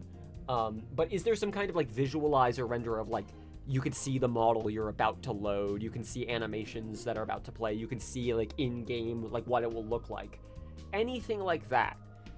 Payday the Heist freaks the fuck out when spawning enemies if the frame rate is uncapped. enemies will do some bizarre behavior if they spawn when the frame rate is uncapped. They will, like, clip into walls, and they will, like, fall through the floor. They will speed up. I am just thinking about, is there a chance that when you are trying to load the unit, the game is freaking out for a moment because it's trying to, it's like CPU loading 1,000 FPS for a moment? Again, this is stupid. I am just trying to help you bug test from the information I know about Payday the Heist's stupid-ass behavior when it comes to frame rate capping. That, like, if you don't cap the frame rate at 130, the game will break in a bunch of bizarre ways. So I'm wondering, it's just spawning game with a UI. You can see what unit you're about to spawn. You can even test the spawning animation. So, in-game with the UI. Okay. Then I'm assuming you probably already know to cap your frame rate when you're doing this shit. If you are not, though, good. Okay, so it is not that. It is not that.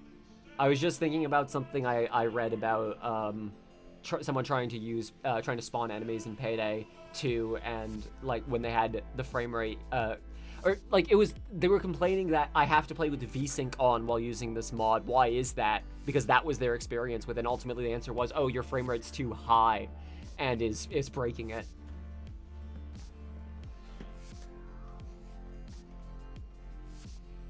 You know, I'll finish this off, fuck it.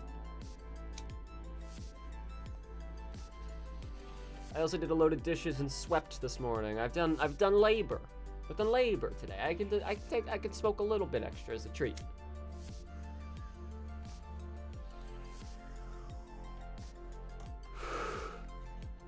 If you stand on a spawn point and a shield spawns on the spawn point, the shield can drag you out of map and bounds. It is still really easy to jump out of bounds in Payday the Heist using shields too, but you can't. It doesn't happen as like without your input as it can happen in Payday 2. Like, you have to go out of your way to, like, jump into a shield and have it push you out of the map, versus Payday 2, where, yeah, just, oh, a shield spawned above me in big oils, so now I am on the roof. The emote is free.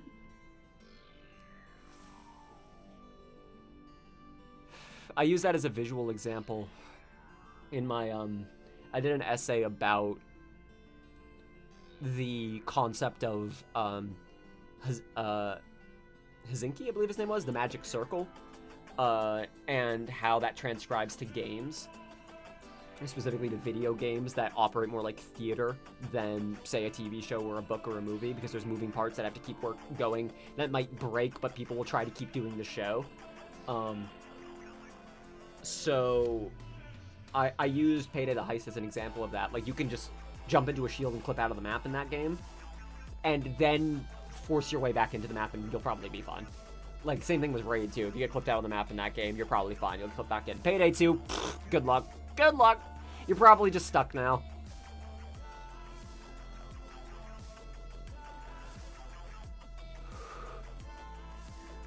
The mid-30s update. Any percent speedruns, we're using warping complete ice as fast as possible.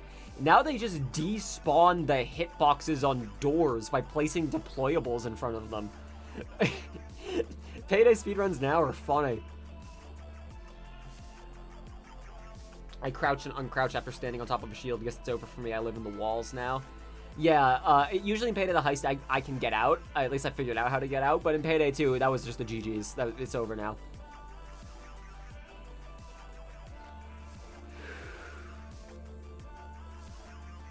You go to the void now.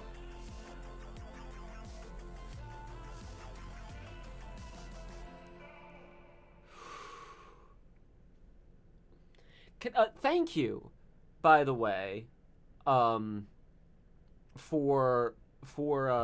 because I believe I'm connecting accounts and people correctly here. You uploaded extra mods, including the V1 animations for pistols, recently to the Payday the Heist mod overrides shop. And I appreciate that, because those first-person animations for the cross kill are perfect for the deagle. They actually make the deagle kick the way it's supposed to. It's so nice.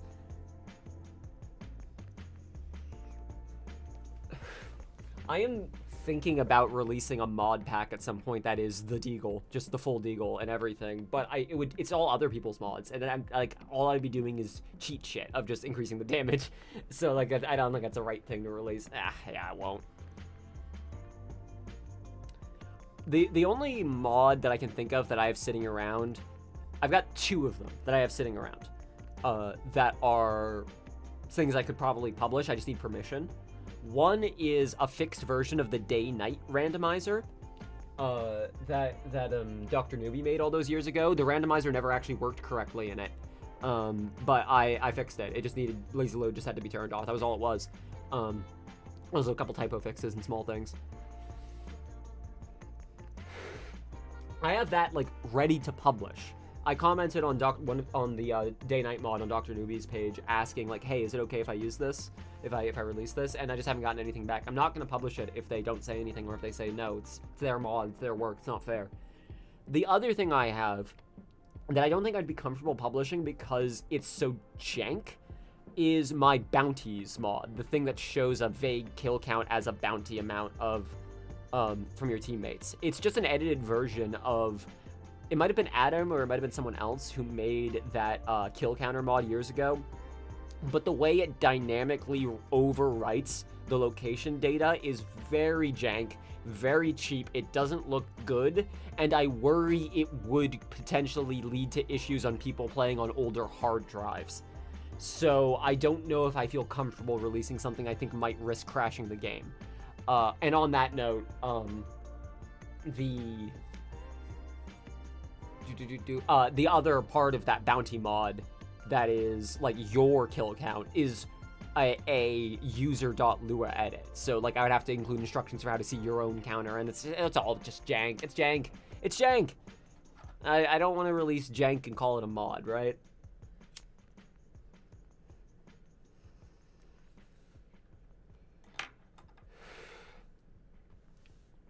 The old cat suits, they wear beanie hats, the panic room basement. Yes, I would love... I was confused why the floor looks that way. I thought maybe I remembered wrong in my head, but no, it did used to look correct. The V1 model, the slaughterhouse container, has messed up UVs in the boxes. Yeah, the amount of times they're like, hey, good news, we made a new model for this. Cool, did you make a new UV wrap for this? A new what? A new what? And then it just goes to the game. Like, it's so fucking funny. Like, there's a totally working version that exists that might look a little cheap. I have to imagine the V1 panic room wasn't used. V1 model... Well, the crashing might have been an issue. V1 panic room probably wasn't used because if you really look at it for long enough, the birds are strange. It's a strange thing. There's way too many of them, and they fly in patterns that don't make sense, and then they just kind of disappear. Like, the birds are very distracting, but I like the birds. I like the birds. I like them. So I'm glad to have them. Because, like, it's not like the final box looks any better. It's just different. And I have to imagine it was just someone looking at the skybox and going, why are there, like, 40 birds? What is going on?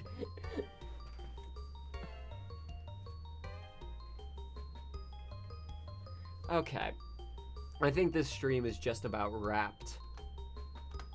I think I've said all I really want to say, then have the energy to say, and to be quite honest, I could really do with eating something.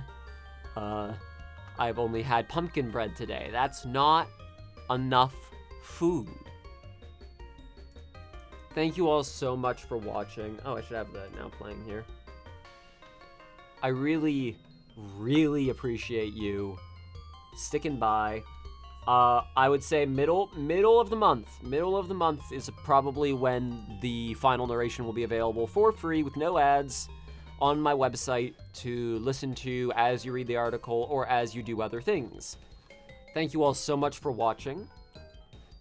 Oh, hang on. I do want to respond to that though, Square. You were very late to Payday the Heist. Bought it after reading about upcoming release of Payday 2. So you never really knew about old versions of it. I was late to it too. I was also late to it. Oh shit, that would be cool. I do know that the V1 versions exist. But I was late to it just not solely, because they did change shit later. There was one final update when they removed the troll mask, and also just like DirectX has changed over the years. So there's stuff like the texture in the basement of Panic Room breaking, little things like that just break over the years and can be fixed by modders. Thank you, Square, for sticking by through the stream. That means a lot, honestly. Take it easy, y'all.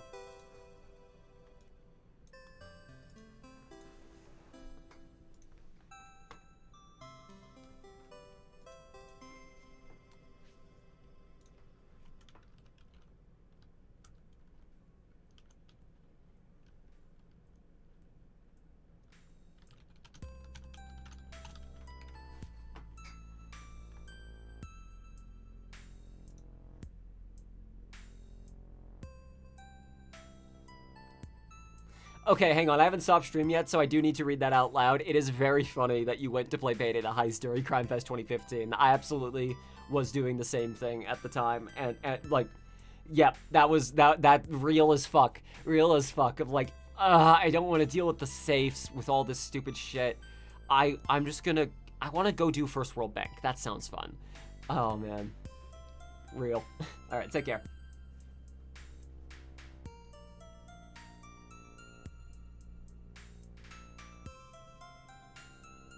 Oh, you didn't even know about it. Oh, man.